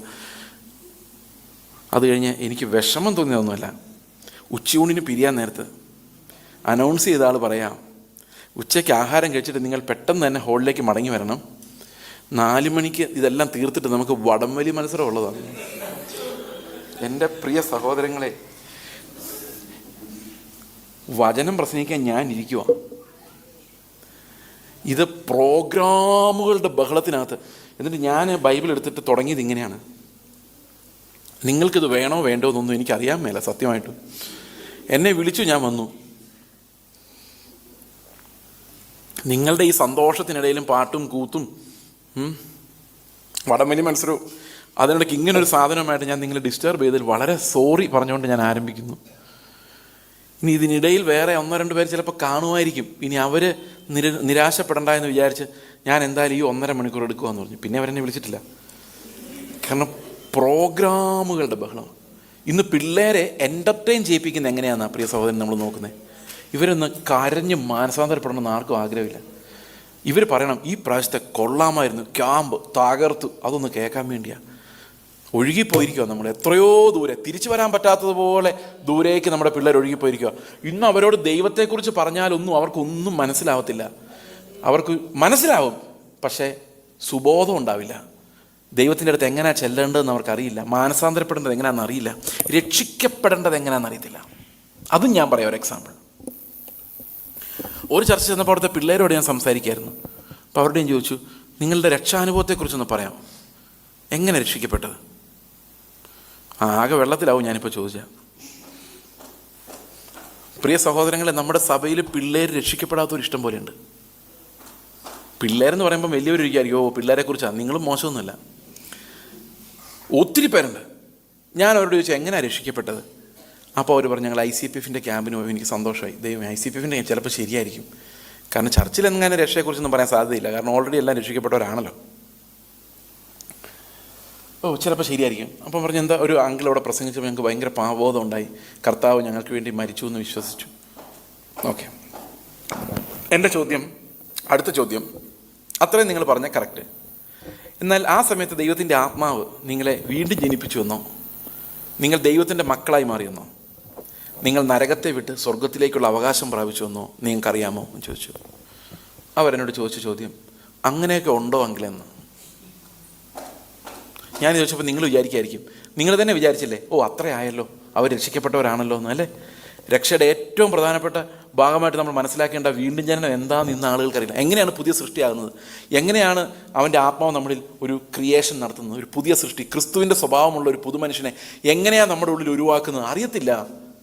നമ്മൾ ഒഴുകിപ്പോയിരിക്കുക, സഭയായി പ്രോഗ്രാമുകളിലേക്ക് ഒഴുകിപ്പോയിരിക്കുക. വേറെ ഒന്ന് സ്വയനീതിയിലേക്കുള്ള ഒഴുക്കുക. നമ്മൾ ചെയ്യുന്ന പ്രവൃത്തികളിൽ ഭയങ്കര തൃപ്തിയാണ്, മറ്റുള്ളവരെക്കാൾ നമ്മൾ നല്ലവരാണെന്നുള്ളതിൽ നമ്മൾ ആശ്വസിച്ചിരിക്കുക. അതുകൊണ്ട് നമ്മൾ ഒഴുകി നമ്മൾ വിശുദ്ധന്മാരുടെ ഓരോരോ ഐലൻഡുകൾ ഉണ്ടാക്കി വെച്ചിരിക്കുക. ഇനി മൂന്നാമതൊരു വലിയ ഒഴുക്കുണ്ട്. എന്താണെന്നറിയോ? മനുഷ്യരിലേക്ക് ഒഴുകും. നേതാക്കന്മാർ, ലീഡേഴ്സിന് നേരെ ഒഴുകുന്ന ജനം. പ്രിയ സഹോദരങ്ങളെ, ലീഡേഴ്സിന് നേരെ ഒഴുകുന്ന ജനം, ബൈബിൾ ടീച്ചേഴ്സിൻ്റെ ചുറ്റും കൂടുന്ന ജനം. ഇത് അതിനേക്കാൾ അപകടകരമായൊരു കാര്യമാണ്. ഞങ്ങൾ ആ ടീച്ചറുടെ വചനമാണ് കേൾക്കുന്നത്, എപ്പോഴും ഞാൻ കേൾക്കും കേട്ടോ, CD വെച്ച്. ഞാനൊരു ദിവസം ഒരു ചർച്ച ചെന്നപ്പോൾ ഒരു പയ്യനെ കുറിച്ച് അടുത്ത പാസ്റ്റർ പറയാം, ചേസ് പാസ്റ്ററെ, ഈ മോനുണ്ടല്ലോ, ചേസ് പാസ്റ്റർ പ്രസംഗം മാത്രമേ കേൾക്കത്തുള്ളൂ, അവൻ്റെ മൊബൈൽ ഫോണിൽ അത് മാത്രമേ ഉള്ളൂ. ഞാൻ പറഞ്ഞു വരാൻ പറഞ്ഞു, എല്ലാം അഴിപ്പിച്ച് കളയാൻ പറഞ്ഞു, മാച്ച് കളയാൻ പറഞ്ഞു. കാരണം അവൻ എൻ്റെ പുറകെ വന്നാൽ എന്താ സംഭവിക്കുന്നറിയോ? ഞാൻ യേശുവിനോട് അവനെ ചേർക്കല്ല, അവൻ എന്നോട് ചേർക്കും. യേശുവിനോട് ചേർക്കാത്തവൻ സത്യത്തിൽ ചിതറിക്കുക ചെയ്യുന്നത്. മത്തായിയുടെ സുവിശേഷം 12:30 പറയുന്നു, എനിക്ക് അനുകൂലമല്ലാത്തവൻ എനിക്ക് പ്രതികൂലമാണ്, എന്നോട് ചേർക്കാത്തവൻ സത്യത്തിൽ ചിതറിച്ച് കളയുകയാണ് ചെയ്യുന്നത്. അപ്പോൾ നമ്മൾ ഒഴുകിപ്പോകുന്നത് ക്രിസ്തു എന്ന ആ ഏക മണവാളന് വിവാഹ നിശ്ചയം കഴിഞ്ഞവരെന്നുള്ള അവസ്ഥയിൽ നിന്ന് നമ്മൾ ഒഴുകി പ്രോഗ്രാമുകളിലേക്കും മനുഷ്യരിലേക്കും നേതാക്കന്മാരിലേക്കും ടീച്ചേഴ്സിലേക്കും അത്ഭുത പ്രവർത്തകരിലേക്കും. ചില ആൾക്കാർ പറയുന്നത് ഇങ്ങനെയാണ്, എൻ്റെ ബ്രദറെ, ആ പാസ്റ്റർ പ്രാർത്ഥിച്ചാൽ നടക്കാത്ത കാര്യമൊന്നുമില്ല. റോങ്. എന്തുകൊണ്ട് റോങ് എന്നറിയോ? അങ്ങനെ പ്രാർത്ഥനാപരമുള്ള ആരെയും ദൈവം പുതിയ നിയമത്തിൽ നിയോഗിച്ചിട്ടില്ല. പുതിയ നിയമത്തിൽ പ്രാർത്ഥനാ വരം എന്നൊരു വരമില്ല.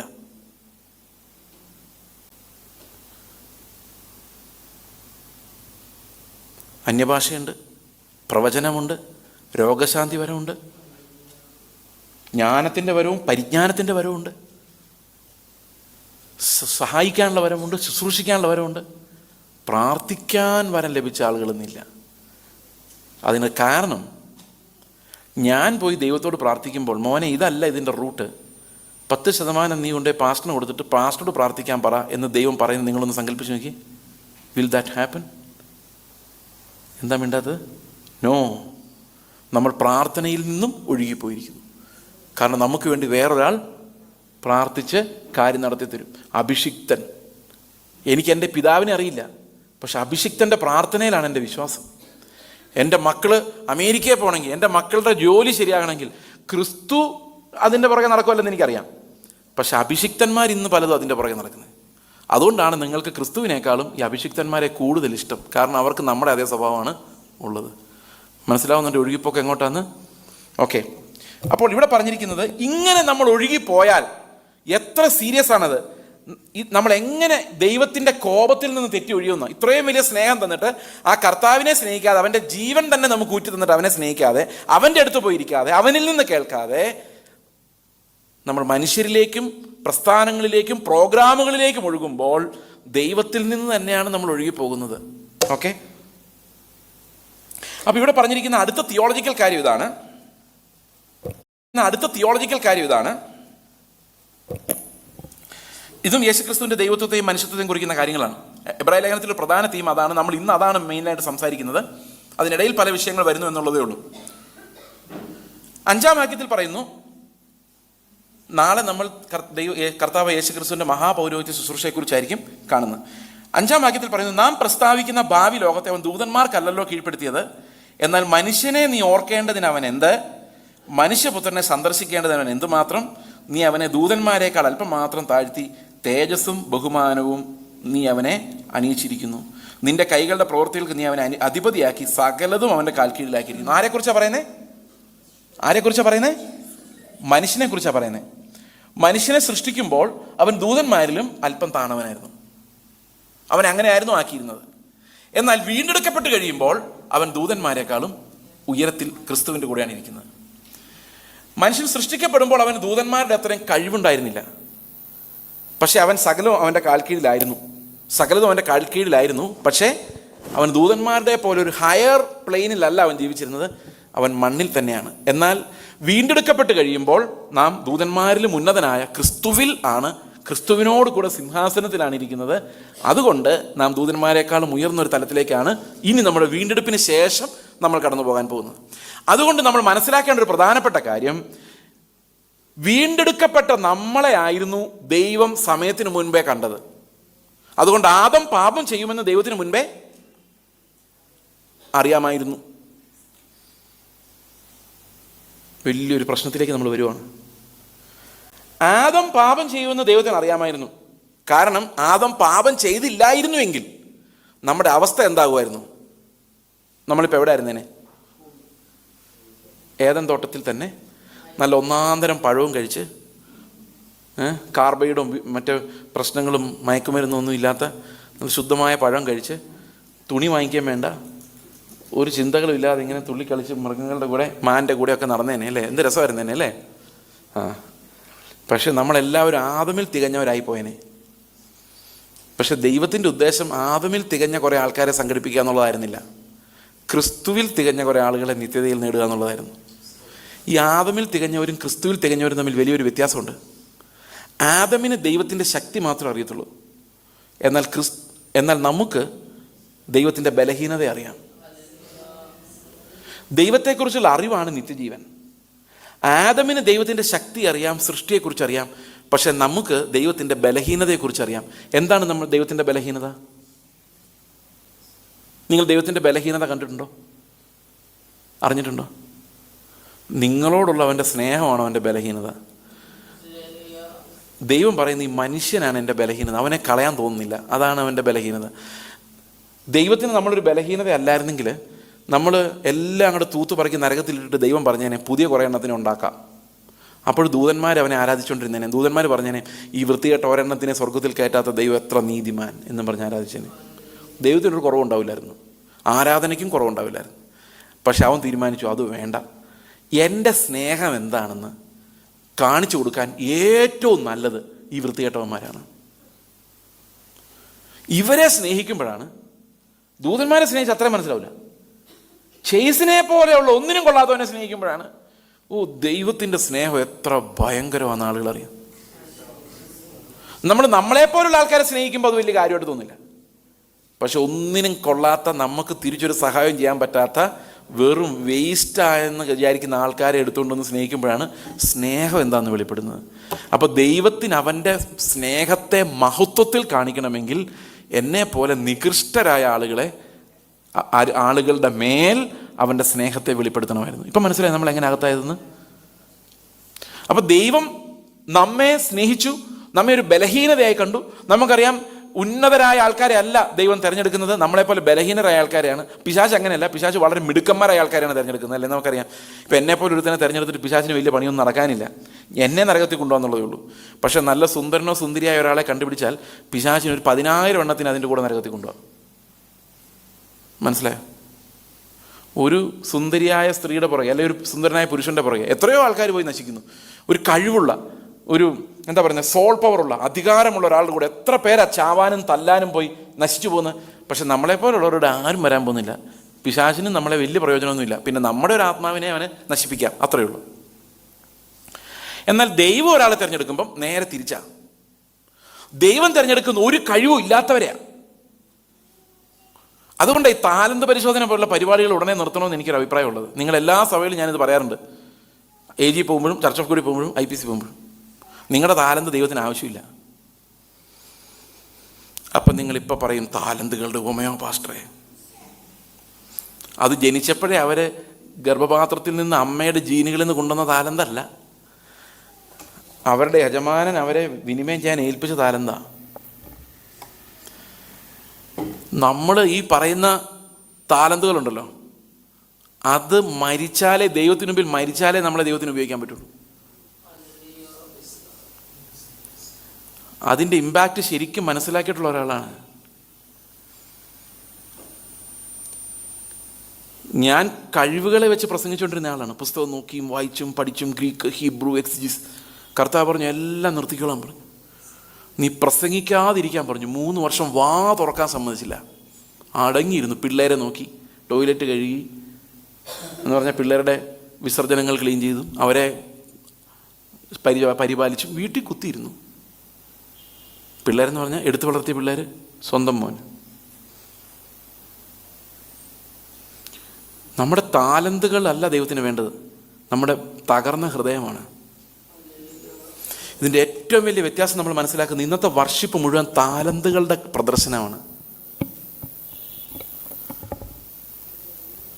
താലന്തുള്ളവർക്ക് ഇന്ന് വർഷിപ്പ് ചെയ്യാൻ പറ്റുള്ളൂ.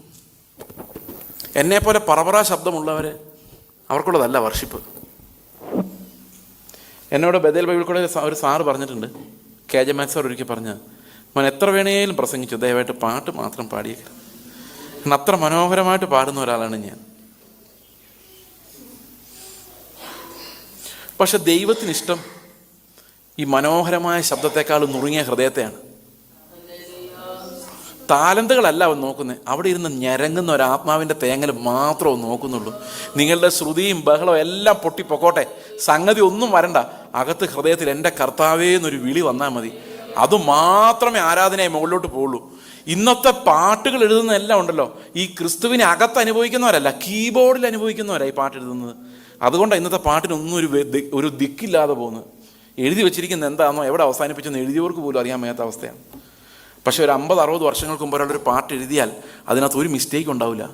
അത് സോളിഡ് ദൈവവചനമായിരിക്കും. നിങ്ങൾ ശ്രദ്ധിച്ചിട്ടുണ്ടോ? പഴയ പാട്ടുകൾ പാടുമ്പം ഇന്ന് എന്തെഴുതിയാലും പ്രശ്നമാണ്.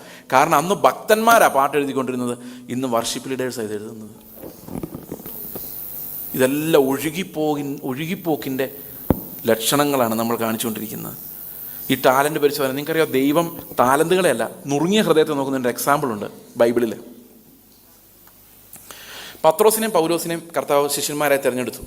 പൗലോസിനെ പുനരുത്ഥാനത്തിന് ശേഷവും പത്രോസിനെ ജീവിതകാലത്തും. എന്നാൽ പത്രോസിന് ഒരു ജ്ഞാനം ഉണ്ടായിരുന്ന ആളല്ല പത്രോസ്. പൗലോസ് അങ്ങനെയല്ല. പൗലോസ് ഭയങ്കര ജ്ഞാനിയായി.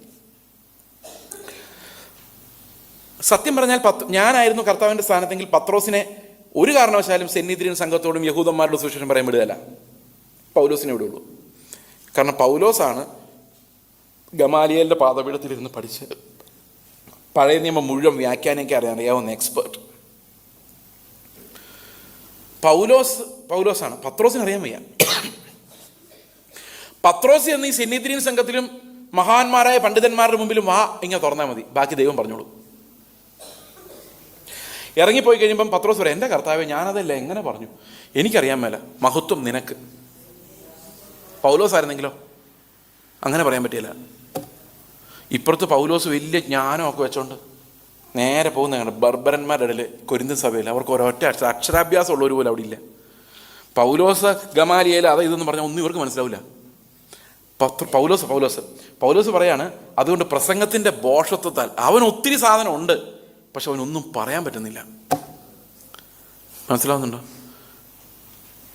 അപ്പൊ ദൈവം തിരഞ്ഞെടുക്കുന്നത് അവൻ്റെ മഹത്വത്തെ ഏതെല്ലാം പാത്രങ്ങളിൽ കാണിക്കാൻ പറ്റുമോ അങ്ങനെയുള്ള നുറുങ്ങിയ പാത്രങ്ങളെയാണ് ദൈവം, ശൂന്യമായ പാത്രങ്ങളെയാണ് ദൈവം തിരഞ്ഞെടുക്കുന്നത്. അങ്ങനെ വരുമ്പോൾ നമ്മൾ നിറയുന്ന മുഴുവൻ ദൈവത്തിൻ്റെ ശക്തിയായിരിക്കും, നമ്മുടെ സ്വയത്തിൽ നിന്ന് വരുന്ന കാര്യങ്ങളായിരിക്കില്ല. അപ്പോൾ ഇവിടെ പറഞ്ഞിരിക്കുന്ന മനുഷ്യനെ ഓർക്കേണ്ടതിന് അവൻ ഒന്നുമില്ല. എന്നാൽ നിത്യതയിൽ അവൻ നോക്കിയപ്പോൾ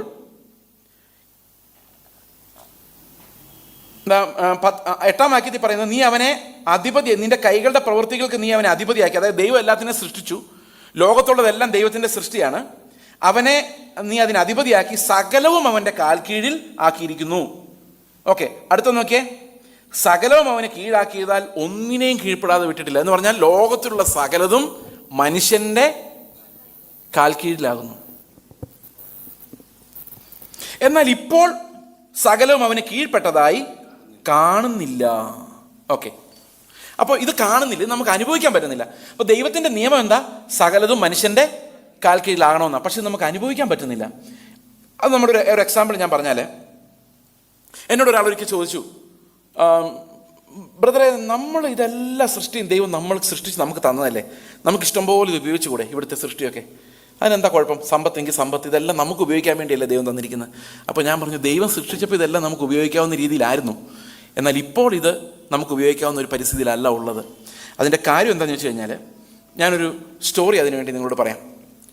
ഒരു പട്ടാളക്കാരൻ, ഇന്ത്യൻ പട്ടാളക്കാരനെന്ന് വിചാരിച്ചോ, അദ്ദേഹം ഒരു പാകിസ്ഥാനി പട്ടാളക്കാരനെ യുദ്ധത്തിൽ പിടിച്ചു, തടവുകാരനായിട്ട് പിടിച്ചു. എന്നിട്ട് അവൻ്റെ കമാൻഡറെ ഫോൺ ചെയ്യാണ്, സർ, ഞാൻ പാകിസ്ഥാനിൽ നിന്നൊരു തടവുകാരനെ പിടിച്ചിട്ടുണ്ട്, പട്ടാളക്കാരനെ. അപ്പോൾ ഈ കമാൻഡർ പറഞ്ഞു, നീ ഒരു കാര്യം ചെയ്യ്, അവനെ കൊണ്ട് പെട്ടെന്ന് നിങ്ങൾ വാ. ഇപ്പം പറഞ്ഞു, യെസ് സർ. ഫോൺ വെച്ച് 2 മിനിറ്റ് കഴിഞ്ഞപ്പോൾ പിന്നെയും വിളിച്ചു, സാർ എന്താടാ? അവൻ എൻ്റെ കൂടെ വരുന്നില്ല സാർ. അപ്പോൾ ഇവൻ പറഞ്ഞു, എന്നാ ഒരു കാര്യം ചെയ്യ്, നീ അവനെ വിട്ടിട്ട് നീ ഇങ്ങ് വരാൻ പറഞ്ഞു. അപ്പം പിന്നെയും ഫോൺ വെച്ചു, യെസ് സാർ. 2 മിനിറ്റ് കഴിഞ്ഞപ്പോൾ പിന്നെയും വിളിച്ചു, എന്താടാ? സാർ, അവൻ എന്നെ വിടുന്നുമില്ല.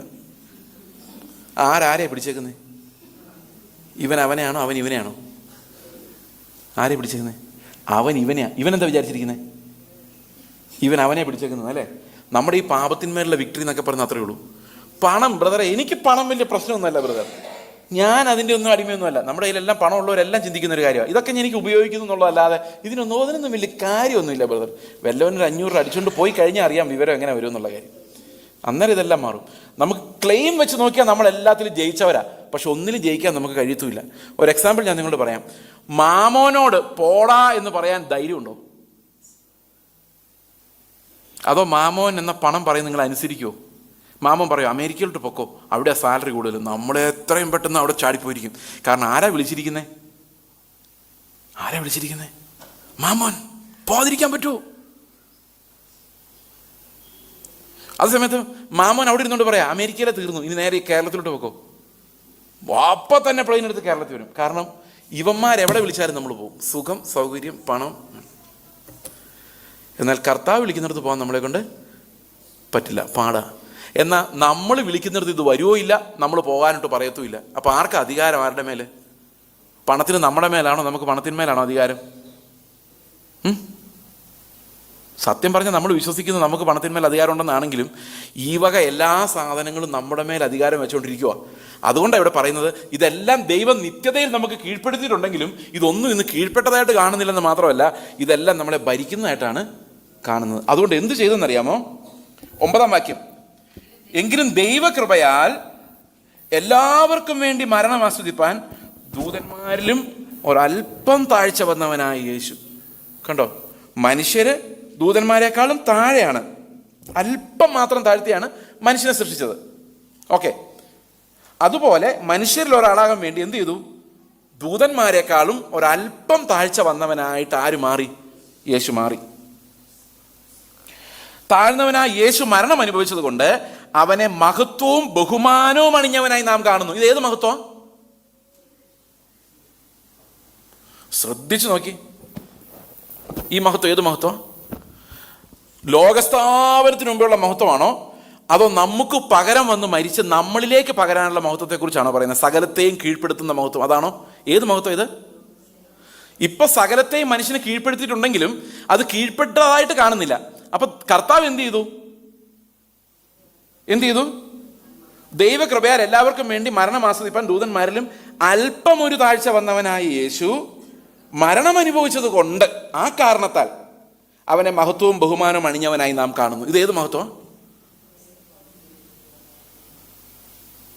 ശ്രദ്ധിച്ചില്ലല്ലേ? നമ്മൾ ആദ്യം തുടങ്ങിയപ്പോൾ വായിച്ച വാക്യം ഓർമ്മയുണ്ടോ? 3-ാം വാക്യം 1:3. അവൻ അവൻ്റെ തേജസ്സിൻ്റെ പ്രഭയും തത്വത്തിൻ്റെ മുദ്രയും സകലത്തെയും തൻ്റെ ശക്തിയുള്ള വചനത്താൽ വഹിക്കുന്നവനും ആകെ കൊണ്ട് ഉയരത്തിൽ മഹിമയുടെ വലതുഭാഗത്തിരിക്കുകയും. അപ്പൊ അവിടുത്തെ ഇരിപ്പ് എന്തിൻ്റെ അടിസ്ഥാനത്തിലാ? ദൈവത്വത്തിൻ്റെ അടിസ്ഥാനത്തിലാ. ഇവിടുത്തെ ബഹുമാനവും മഹത്വം എങ്ങനെ അണിഞ്ഞിരിക്കുന്നതാ?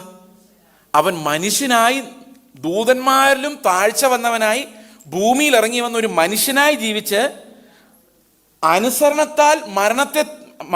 മരണത്താൽ അനുസരണത്തെ തികച്ചിട്ട് അവൻ അങ്ങനെ നേടിയ മഹത്വവും ബഹുമാനവും അണിഞ്ഞ് അവിടെ ഇരിക്കുക. എന്തിനു വേണ്ടിയാണെന്നറിയോ? സകലത്തെയും മനുഷ്യന് കീഴ്പ്പെടുത്തിയതാണ്. ഇപ്പോൾ അങ്ങനെ കാണുന്നില്ല. അതുകൊണ്ട് അങ്ങനെ ആക്കാൻ വേണ്ടി കർത്താവ് എന്ത് ചെയ്തു? നമ്മളിലേക്ക് പകരാൻ പറ്റുന്ന ഒരു മഹത്വത്തെ അവൻ നേടിയെടുത്തു. എങ്ങനെ നേടിയെടുത്തു? കഷ്ടം സഹിച്ച് അനുസരണം പഠിച്ച് തികഞ്ഞവനായി. ഈ വാക്യം നിങ്ങൾക്ക് പറഞ്ഞാൽ മനസ്സിലായോ? ഞാൻ ഒന്നും കൂടെ വിശദീകരിക്കാൻ ശ്രമിക്കാം. Just 1 minute remaining, 1 or 2 minutes. ഞാനിതൊന്ന് വിശദീകരിക്കാൻ ശ്രമിക്കാം. അതായത് ഈ സീൻ ഇങ്ങനെയാണ്, ഇതിൻ്റെ കാഴ്ച എങ്ങനെയാണ്? നമുക്കെല്ലാം കീഴ്പ്പെടുത്തുക എന്നുള്ളതാണ് ദൈവത്തിൻ്റെ ഇഷ്ടം. ആർക്ക്? ദൂതന്മാരിലും അല്പം താഴ്ച വന്നവരായ നമുക്ക് ഇതെല്ലാം കീഴ്പ്പെടുത്തുക. ഏതാ? ദൈവത്തിൻ്റെ കയ്യാൽ മെനഞ്ഞ മറ്റെല്ലാ സാധനങ്ങളെയും. മനുഷ്യൻ സൃഷ്ടിയുടെ ഏറ്റവും മുകളിലുള്ള ആളായതുകൊണ്ട് ദൈവത്തിൻ്റെ കയ്യാൽ മെനഞ്ഞ മറ്റെല്ലാ കാര്യങ്ങളെയും മനുഷ്യനെ കീഴ്പ്പെടുത്തണമെന്നായിരുന്നു ദൈവത്തിൻ്റെ ആഗ്രഹം. അതാണ് ദൈവത്തിൻ്റെ വിധി, അതാണ് ദൈവത്തിൻ്റെ തീരുമാനം. അതിനെ മാറ്റാൻ പറ്റത്തില്ല. അപ്പോൾ ഒരു കാലത്ത് ഈ സൃഷ്ടി മുഴുവൻ ആരുടെ കീഴിൽ വരണം? മനുഷ്യൻ്റെ കീഴിൽ വരണം. ഓക്കെ. പക്ഷെ അങ്ങനെ ഇപ്പം കാണുന്നില്ല. ഇപ്പം നേരെ തിരിച്ച് മനുഷ്യനെ ഈ സൃഷ്ടിയിട്ട് ഓടിക്കുന്നതാണ് കാണുന്നത്, അല്ലേ? നേരത്തെ സിംഹങ്ങളോട് ഇങ്ങോട്ട് വാളാന്ന് പറയുന്ന മനുഷ്യൻ ഇപ്പോൾ ഒരു പാറ്റയെ കണ്ടിട്ട് നാട് നീളെ ഓടുന്നതാണ് കാണുന്നത്. തിരിച്ചാ. എങ്ങനെയായിരുന്നു സത്യത്തിൽ വേണ്ടത്? പാറ്റ നമ്മളെ കൊണ്ട് ഓടണമായിരുന്നു. അത് ഓടിക്കോളും, പക്ഷെ നമ്മൾ ഓടും. അപ്പോൾ ഇതൊന്നും കീഴ്പ്പെടുന്നതായിട്ട് കാണുന്നില്ല. പശു കുത്താൻ വരുന്നു, ഓടിച്ചിട്ട് കുത്തുക. നമ്മൾക്ക് കീഴ്പ്പെടുന്നില്ല. ഇവിടുത്തെ പശു അങ്ങനെ കുത്തുന്നില്ല. കേരളത്തിലെ പശു ഓടിച്ചിട്ട് കുത്തുന്നത്, വേറെ ഒരു നാട്ടിലെ പശു അങ്ങനെ കുത്താറില്ല. ഓക്കെ. ഈ സൃഷ്ടി ഒന്നും കീഴ്പ്പെടുന്നതായിട്ട് കാണുന്നില്ല. പക്ഷെ ശരിക്കും ദൈവത്തിൻ്റെ വിധി എന്തോ? കീഴ്പ്പെടുത്തണമെന്നാ. എന്തുകൊണ്ടാണ് നമുക്ക് കീഴ്പ്പെടാത്തത്? ഒരു മഹത്വം ഇല്ല. അത് പോയി. പാപം ചെയ്തപ്പോൾ എന്ത് സംഭവിച്ചു? ഈ മഹത്വം അങ്ങ് പോയി. മഹത്വം ഇല്ലാത്തതുകൊണ്ട് സിംഹം നോക്കുമ്പോഴും പാറ്റ നോക്കുമ്പോഴും അപ്പുറത്തിരിക്കുന്ന പൂച്ചയും ഇപ്പുറത്തിരിക്കുന്ന മനുഷ്യനും തമ്മിൽ വലിപ്പത്തിലല്ലാതെ വേറൊരു വ്യത്യാസമില്ല. ഒരു മഹത്വവും ഇവനിൽ കാണാനില്ല. അതുകൊണ്ട് കർത്താവ് എന്ത് ചെയ്തു? അവൻ ദൂതന്മാരിലും താഴ്ച വന്ന മനുഷ്യരിൽ ഒരാളായിട്ട് താഴ്ന്ന ഭൂമിയിലേക്ക് ഇറങ്ങി വന്ന് അനുസരണത്താൽ അതാണ് മനുഷ്യത്വം. യേശുവിൻ്റെ മനുഷ്യത്വത്തെക്കുറിച്ച് പറയുന്നത്. ഈ വേദപുസ്തകത്തിൽ മുഴുവൻ, എബ്രായ ലേഖനത്തിൽ മുഴുവൻ നമുക്ക് ദൈവത്വവും മനുഷ്യത്വം ഇങ്ങനെ മാറി മാറി വരുന്ന കാണാൻ പറ്റും. ഓക്കെ. ഇത് ഇവിടെ മനുഷ്യത്വത്തെക്കുറിച്ച്, അത് ഭയങ്കര മനോഹരമായൊരു പിക്ചർ. അത് അവൻ ആ മഹത്വം നമുക്ക് നേടിത്തരണം. അവൻ്റെ ധനം മാത്രമേ അവൻ്റെ ആത്മാവിലൂടെ പങ്കുവയ്ക്കാൻ പറ്റുള്ളൂ. അവൻ എന്തെല്ലാം നേടിയോ അതിൻ്റെ എല്ലാം കൂട്ടവകാശമാണ് നമ്മൾ രക്ഷയിൽ പ്രാപിക്കാൻ പോകുന്നത്. അപ്പോൾ ഇവിടെ സംഭവിക്കുന്നത്, യേശു ദൂതന്മാരിലും അല്പം താഴ്ച വന്നവനായി ഭൂമിയിലേക്ക് ഇറങ്ങി വന്ന് കഷ്ടം അനുഭവിച്ച് അനുസരണം തികച്ച് മരണം അനുഭവിച്ചു. മരണത്തോളം അനുസരണമുള്ളവനായി തീർന്നപ്പോൾ അവൻ എന്ത് പറ്റി? ആ തികച്ച അനുസരണത്തിൻ്റെ മഹത്വവും മാനവും, വിശുദ്ധിയുടെ, തേജസ്സിൻ്റെ, നീതീകരണത്തിൻ്റെ മഹത്വവും മാനവും അവൻ അണിഞ്ഞു. എന്തിനു വേണ്ടി അത് അണിഞ്ഞത്? അത് നമ്മളിലേക്ക് പകർന്ന് നമ്മളെ ഈ സൃഷ്ടിയുടെ എല്ലാം മുകളിൽ സ്ഥാപിക്കാൻ വേണ്ടിയാണ്. മനസ്സിലാവുന്നുണ്ടല്ലോ ഇപ്പം പറഞ്ഞത്? ഓക്കെ. അത് ഓർക്കുമ്പോൾ അതിൻ്റെ സങ്കടം എന്താണെന്നറിയോ? സകലത്തിനും ലാക്കും കാരണബോധനുമായവൻ. ഇവിടെ ഈ ശ്വാസം നമുക്കുണ്ടതിൻ്റെ കാരണം അവനാണ്. നമ്മൾ ഇരിക്കുന്നതിൻ്റെ, എഴുന്നേൽക്കുന്നതിൻ്റെ, നടക്കുന്നതിൻ്റെ, ചിന്തിക്കുന്നതിൻ്റെയും കാരണം അവനാണ്. നമ്മൾ ജീവനോടിരിക്കുന്നതിൻ്റെയും ശ്വസിക്കുന്നതിൻ്റെയും കാരണം, ലോകത്തിലുള്ള സകലത്തിൻ്റെയും ലാക്കും കാരണബോധനുമായവൻ അനേകം പുത്രന്മാരെ തേജസ്സിലേക്ക് നടത്തുമ്പോൾ അവരുടെ രക്ഷാനായകനെ കഷ്ടങ്ങളിലൂടെ തികഞ്ഞവനാക്കുന്നത് യുക്തമായിരുന്നു. വേറൊരു വഴിയും ഉണ്ടായിരുന്നില്ല. കർത്താവ് പ്രാർത്ഥിക്കുകയാണ്, കഴിയുമെങ്കിൽ ഈ പാനപാത്രത്തെ എന്നിൽ നിന്ന് എടുത്തു മാറ്റണം. അത് ശിഷ്യന്മാർ കേൾക്കുന്നുണ്ട് ആ പ്രാർത്ഥന. ആ പ്രാർത്ഥനയുടെ അർത്ഥം ബേസിക്കലി ഇങ്ങനെയാണ്: കഴിയില്ല എന്നെനിക്കറിയാം, കാരണം ഇവന്മാരെ രക്ഷിക്കാൻ നമ്മൾ തീരുമാനിച്ചതുകൊണ്ട് ഞാൻ മരിക്കല്ലാതെ വേറെ നിവൃത്തിയില്ല. വേണമെങ്കിൽ രക്ഷിക്കേണ്ടാന്ന് തീരുമാനിക്കായിരുന്നു, പക്ഷെ രക്ഷിക്കണമെന്ന് മുകളിൽ നിന്ന് തീരുമാനിച്ച സ്ഥിതിക്ക് ഇതിന് വേറെ വഴിയില്ല. കഴിയുമെങ്കിൽ ഈ പാനപാത്രം നീക്കണമേ എന്ന് പറയുമ്പം അതിനർത്ഥം കർത്താവ് ശിഷ്യന്മാരോട് പറയുകയാണ്, കഴിയില്ല. കഴിയുമായിരുന്നെങ്കിൽ സ്വന്തം പുത്രനെ കർത്താവ് പിതാവ് മരിക്കാൻ വിടുകയില്ലായിരുന്നു. പക്ഷെ ഒരു നിവൃത്തിയുമില്ല, നമ്മളെ രക്ഷിക്കണം. അതാണ് ദൈവത്തിൻ്റെ ബലഹീനത. വേറൊരു നിവൃത്തിയുമില്ല, വേറൊരു വഴിയുമില്ല. കുഞ്ഞാട് നമുക്കായി അറക്കപ്പെടുക എന്നുള്ളതല്ലാതെ വേറൊരു വഴിയുമില്ല. അവൻ്റെ മഹത്വം നമ്മളിലേക്ക് വരാൻ വേറൊരു വഴിയുമില്ല. ഇന്ന് കർത്താവിൻ്റെ രക്തത്താൽ വീണ്ടെടുക്കപ്പെട്ട നമ്മൾ ലോകത്തിൻ്റെ മഹത്വത്തിന് അടിമകളായി ജീവിക്കുമ്പോൾ അവൻ്റെ രക്തം ഇപ്പോഴും നമ്മളോട് സംസാരിച്ചുകൊണ്ടിരിക്കുകയാണ്. ഇതിനെ അവഗണിക്കരുത്, ഈ വലിയ രക്ഷ അവഗണിക്കരുത്. അവൻ നമുക്കായി കരുതി വച്ചിരിക്കുന്ന മഹത്വം, പ്രിയ സഹോദരങ്ങൾ, ഇത് ലോകത്തിൻ്റെ മഹത്വം പോലെയല്ല. ലോകത്തിൻ്റെ മഹത്വം നമുക്കറിയാം. ഞാൻ പലപ്പോഴും ചോദിക്കുന്നൊരു ചോദ്യമാണ്, 2000 രൂപയുടെ നോട്ടിനാണോ മഹത്വം, 500 രൂപയുടെ നോട്ടിനാണോ മഹത്വം? ഏതിനാ മഹത്വം? 2000 രൂപയുടെ നോട്ടിനാ? 2000 രൂപയുടെ നോട്ടിനാണോ 2 ചില്ലിക്കാശിനാണോ മഹത്വം? 2 ചില്ലിക്കാശിനാണോ 2000 രൂപയ്ക്കാണോ മഹത്വം? ആണോ? നമ്മൾ നോക്കുമ്പോൾ 2000 രൂപയ്ക്കാണ്. പക്ഷേ യേശുക്രിസ്തു അവർ വഴിപാടിടുന്ന കണ്ട് നോക്കിയപ്പോൾ 2 ചില്ലിക്കാശിൻ്റെ മഹത്വം ഒരു 10,000 രൂപയ്ക്ക് ഉണ്ടായിരുന്നില്ല. കാരണം ദൈവം മഹത്വം കാണുന്നത് നമ്മൾ കാണുന്ന വസ്തുക്കൾക്കല്ല. യേശു മഹത്വം കാണുന്നത് എന്തിനാണെന്ന് നമുക്ക് വിവേചിച്ച് തരാൻ ദൈവത്തിൻ്റെ ആത്മാവ് നമ്മുടെ കൂടെ വേണം. മനുഷ്യരുടെ അംഗീകാരമല്ല, ധനമല്ല, അതിനിടയിലെല്ലാം യേശു നടക്കുമായിരുന്ന ഒരു ഇടുക്ക് വഴിയിലൂടെ ലഭിക്കുന്ന മഹത്വം, അതിൻ്റെ ആനന്ദം, അതിൻ്റെ ദൈവപ്രസാദം എന്താണെന്ന് മനസ്സിലാക്കി തരാൻ ദൈവത്തിൻ്റെ ആത്മാവ് തുടർച്ചയായി നമ്മോട് സംവാദിച്ചു കൊണ്ടേയിരിക്കണം. മനസ്സിലാവുന്നുണ്ടോ ഞാൻ പറയുന്നത്? ഈ കൃപയിലേക്ക് ദൈവം നടത്താൻ വേണ്ടിയാണ് അവൻ്റെ കഷ്ടാനുഭവങ്ങൾ. നമ്മൾ പൗരോഹിത്യത്തെക്കുറിച്ച് ധ്യാനിക്കുമ്പോൾ ഏറ്റവും കൂടുതൽ നമ്മൾ ചിന്തിക്കുന്ന ഒരു കാര്യമാണ് അവൻ്റെ കഷ്ടാനുഭവം എന്ന് പറയുന്നത്. How much he suffered because of that one weakness. ഒറ്റ കാര്യം അവൻ തീരുമാനിക്കുകയാണ്, എൻ്റെ സ്നേഹം എത്ര ആഴമുള്ളതാണെന്നറിയാൻ പൗലോസിനെ പോലെ, ചേസിനെ പോലെ, നിങ്ങളെപ്പോലെ, യോഹന്നാനെ പോലെ, ആ ക്രൂശിലെ കള്ളനെ പോലെ ഏറ്റവും പാപികളിൽ പ്രധാനികളെ തിരഞ്ഞെടുത്ത് അവനിൽ ഇത് ഡിപ്പോസിറ്റ് ചെയ്യുമ്പോൾ സാത്താൻ വിചാരിക്കും, എന്ത് സ്നേഹമായത്. ദൂതന്മാർ വിചാരിക്കും, ഷോ ഈ ചേസിനെ കണ്ടല്ലോ ദൈവത്തിന് തിരഞ്ഞെടുക്കാൻ, ഇവനൊക്കെ ഒരു തീരുമാനം എടുക്കാൻ പോലും അറിയത്തില്ലാത്തവൻ. പത്രോസ് 2 മണിക്കൂർ പോലും പിടിച്ചു നിൽക്കാൻ പറ്റാത്തവൻ. ഇവനെയൊക്കെ ദൈവം തിരഞ്ഞെടുത്ത് എന്നാ ചെയ്യാനാ? കുറേ സൈനികരെ, പട്ടാളക്കാരെയൊക്കെ പിടിച്ചാൽ കുറച്ച് പേര് യുദ്ധമെങ്കിലും ചെയ്തേനെ. ഇത് എഴുന്നേറ്റ് നിൽക്കാൻ ആരോഗ്യമില്ലാത്ത, യാതൊരു സ്ഥിരതയുമില്ലാത്ത, പാപം ചെയ്തുകൊണ്ടിരിക്കുന്ന കുറേ ആൾക്കാരെ പിടിച്ച്, അങ്ങനെയൊക്കെയാണ് തുടക്കം. പക്ഷേ ഇതിൻ്റെ അവസാനം എങ്ങനെയാണെന്ന് വെച്ച് കഴിഞ്ഞാൽ നമ്മളെല്ലാം യേശുക്രിസ്തുവിനെ പോലെ അനുരൂപരായി അതേ തേജസ്സും വെച്ചുകൊണ്ട് സ്വർഗത്തിലേക്ക് നടക്കുന്ന കാണുമ്പോൾ ദൂതന്മാരെല്ലാം, നിങ്ങൾ വിചാരിക്കുന്നുണ്ടോ ദൂതന്മാർ എഴുന്നേറ്റ് നിന്നിട്ട് ചേസ് അങ്ങോട്ട് ചെല്ലുമ്പോഴേക്കും നല്ലവനും വിശ്വസ്തനുമായ ദാസൻ വന്നിരിക്കുകയാണ്, നമുക്ക് എല്ലാവർക്കും എഴുന്നേറ്റ് കൈയടിച്ച് ചില ചർച്ചകളിൽ അങ്ങനെയുണ്ട്. എനിക്ക് അങ്ങോട്ട് അതൊരു അസ്വസ്ഥത ഉണ്ടാക്കുന്നൊരു കാര്യമാണ്. ഞാനിപ്പോൾ അത് പറയുന്ന ആരെങ്കിലും കേട്ട ഇനിയെങ്കിലും പണി ചെയ്യില്ലെന്ന് പറയാൻ വേണ്ടിയാണ്. നമുക്ക് കൈയടിച്ചൊന്ന് സ്വാഗതം ചെയ്യാം. ആർക്ക് കൈയടിക്കാൻ? പ്രിയ സഹോദരൻ, അങ്ങോട്ട് ചെല്ലുമ്പോൾ ദൂതന്മാർ നമ്മളെ മൈൻഡ് ചെയ്യാൻ പോലും പോകുന്നില്ല എന്ന് എനിക്ക് നല്ലപോലെ അറിയാം. സ്വർഗത്തിലേക്ക് ചെല്ലുമ്പോൾ ഒരു ദൂതനും എന്നെ കണ്ട് എഴുന്നേറ്റ് നിൽക്കില്ല, നിങ്ങൾ ആരെയും കണ്ട് എഴുന്നേറ്റ് നിൽക്കില്ല. കാരണം അവന്മാർ കണ്ടുകൊണ്ടിരിക്കുക നമ്മൾ എന്തോരം ഉണ്ടായിരുന്നു എന്ന്. ഞാൻ ഇന്ന് അവിടെ ചെന്ന് നിൽക്കാനുള്ള കാര്യം മുഴുവൻ ഈ കുഞ്ഞാടിൻ്റെ രക്തവും വിയർപ്പും അധ്വാനവും നിലവിളിയും പിതാവിൻ്റെ സന്നിധിയിലുള്ള പക്ഷപാതവും കരച്ചിലുമാണെന്നുള്ള കാര്യം ദൂതന്മാർ കണ്ടുകൊണ്ടിരിക്കുന്നത്. അവർ പറയും, ഇതുപോലെയുള്ള ഇവന്മാരെ രക്ഷിച്ചുകൊണ്ട് വന്ന കുഞ്ഞാട് എത്ര വലിയവൻ. അതാ പുതിയ നിയമ ആരാധനയുടെ മഹത്വം മുഴുവൻ ആ കുഞ്ഞാടിൻ്റെ യാഗത്തിലാണ്. നമ്മളെ തേജസ്സും മാനവും ഉള്ളവരായി, ക്രിസ്തുവിലുള്ളവരായി, പിതാവിൻ്റെ സന്നിധിയിൽ ക്രിസ്തു നമ്മളിൽ നിറഞ്ഞവരായി പ്രസന്റ് ചെയ്യാൻ വേണ്ടി അവൻ അനുഭവിച്ച കഷ്ടങ്ങളുടെ ആ ഒരു വലിയ ഭാരം നിറഞ്ഞ, ആ ഒരു വേദന നിറഞ്ഞ ആ ഒരു പൗരോഹിത്യത്തെക്കുറിച്ചാണ് നമ്മൾ ഈ എബ്രായ ലേഖനത്തിൽ ഏറ്റവും കൂടുതൽ കാണുന്നത്. Pain and suffering and death of Christ. അതെന്തു വേദനയോടെ നമുക്ക് വേണ്ടി അവൻ അർപ്പിച്ചു. നമ്മൾ ലോകത്തേക്ക് നോക്കുമ്പോൾ, ചുറ്റും നോക്കും. കഴിഞ്ഞ ഒരാൾ എന്നോട് പറഞ്ഞാണ്, കർത്താവിനെക്കുറിച്ച് ഓർത്തിട്ട് എനിക്ക് സങ്കടം തോന്നുന്നു. ഇത്രയും പ്രാണൻ കൊടുത്ത് രക്ഷിച്ചിട്ട് തിരിച്ച് ഒരു മിനിമം സ്നേഹം പോലും സ്നേഹിക്കാൻ പറ്റാത്ത അല്ലേ നമ്മുടെ അവസ്ഥ. We love something else more than him. ആ ഒരു അവസ്ഥയിൽ ദൈവം നമ്മളെ രക്ഷിക്കട്ടെ. Increasingly may God help us to focus on Christ.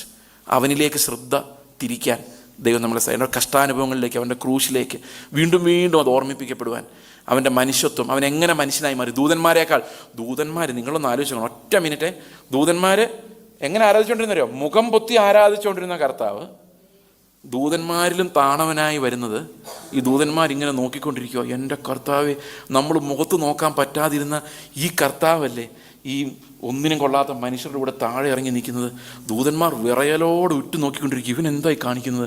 നമ്മളെക്കാൾ താണവനായി പോയല്ലോ. അവൻ വിശക്കുന്നവന്, ദാഹിക്കുന്നവന്, ഇതൊന്നും ഇല്ലാതിരുന്ന ഉന്നതങ്ങളിൽ വസിച്ചിരുന്ന ദൈവം തിരിച്ചവനാ മഹത്വത്തിലേക്ക് ഇത്രയും കുഞ്ഞുങ്ങളെയും കൂടെ പ്രവേശിപ്പിക്കുമ്പം ദൂതന്മാർ തുള്ളിച്ചാടി ആരാധിക്കുക. സകല ജനങ്ങളിൽ നിന്നും ദൈവത്തിന് പുരോഹിത വർഗത്തെ ഉണ്ടാക്കാൻ വേണ്ടി അറുക്കപ്പെട്ട കുഞ്ഞാടിന് സകല മഹത്വവും സ്തോത്രവും. നമുക്ക് പ്രാർത്ഥിക്കാം. ഞങ്ങളുടെ സ്വർഗ്ഗസ്ഥ പിതാവേ, അങ്ങയുടെ രക്ഷയുടെ ആ വലിയ ചിത്രം കർത്താവ്, അങ്ങ് അനുഭവിച്ച ആ വേദനകളുടെ ചിത്രം, അങ്ങ് കൊടുത്ത വിലയുടെ ചിത്രം കർത്താവ് ഞങ്ങളുടെ അന്തരാത്മാവിൽ പതിപ്പിക്കുവാൻ അവിടുത്തെ ആത്മാവ് ഞങ്ങളിൽ പ്രവർത്തിക്കണമേ. ഞങ്ങൾ അങ്ങയോടല്ലാതെ വേറൊന്നിനോടും സ്നേഹമില്ലാത്തവരായി കർത്താവ് അങ്ങയെ മാത്രം പ്രതിഷ്ഠിക്കുന്നവർ, അങ്ങയെ മാത്രം സ്നേഹിക്കുന്നവരാക്കി കർത്താവെ, ഞങ്ങളെ അവിടുന്ന് മാറ്റണമെന്ന് പ്രാർത്ഥിക്കുന്നു. ഞങ്ങളുടെ കണ്ണുകളെ തുറക്കണമേ കർത്താവ്. ഞങ്ങളുടെ ചെവികളെ തുറന്ന് അവിടുന്ന് പറയുന്ന കേൾക്കുവാൻ ഞങ്ങളെ സഹായിക്കണമേ കർത്താവെ. അവിടുത്തെ മഹാപൗരോഹിത്യത്തെ മനസ്സിലാക്കുവാൻ കർത്താവെ, അവിടുന്ന് ദൈവമായിരിക്കെ ഞങ്ങളെ രക്ഷിക്കുവാൻ, ഞങ്ങളെ സകലതും ഞങ്ങൾക്ക് കീഴാക്കുവാൻ, ദൂതന്മാരെക്കാളും താഴ്ച വന്നവനായി ആരാധനകളെല്ലാം ഉപേക്ഷിച്ച്, മഹത്വമെല്ലാം ഉപേക്ഷിച്ച് താഴേക്ക് ഇറങ്ങി വരുവാൻ കർത്താവെ അവിടുന്ന് കാണിച്ച കരുണയ്ക്കായിട്ട് സ്തോത്രം, നന്ദി പറയുന്നു, മഹത്വപ്പെടുത്തുന്നു. കർത്താവായ യേശുക്രിസ്തുവിൻ്റെ നാമത്തിൽ തന്നെ ആമേൻ.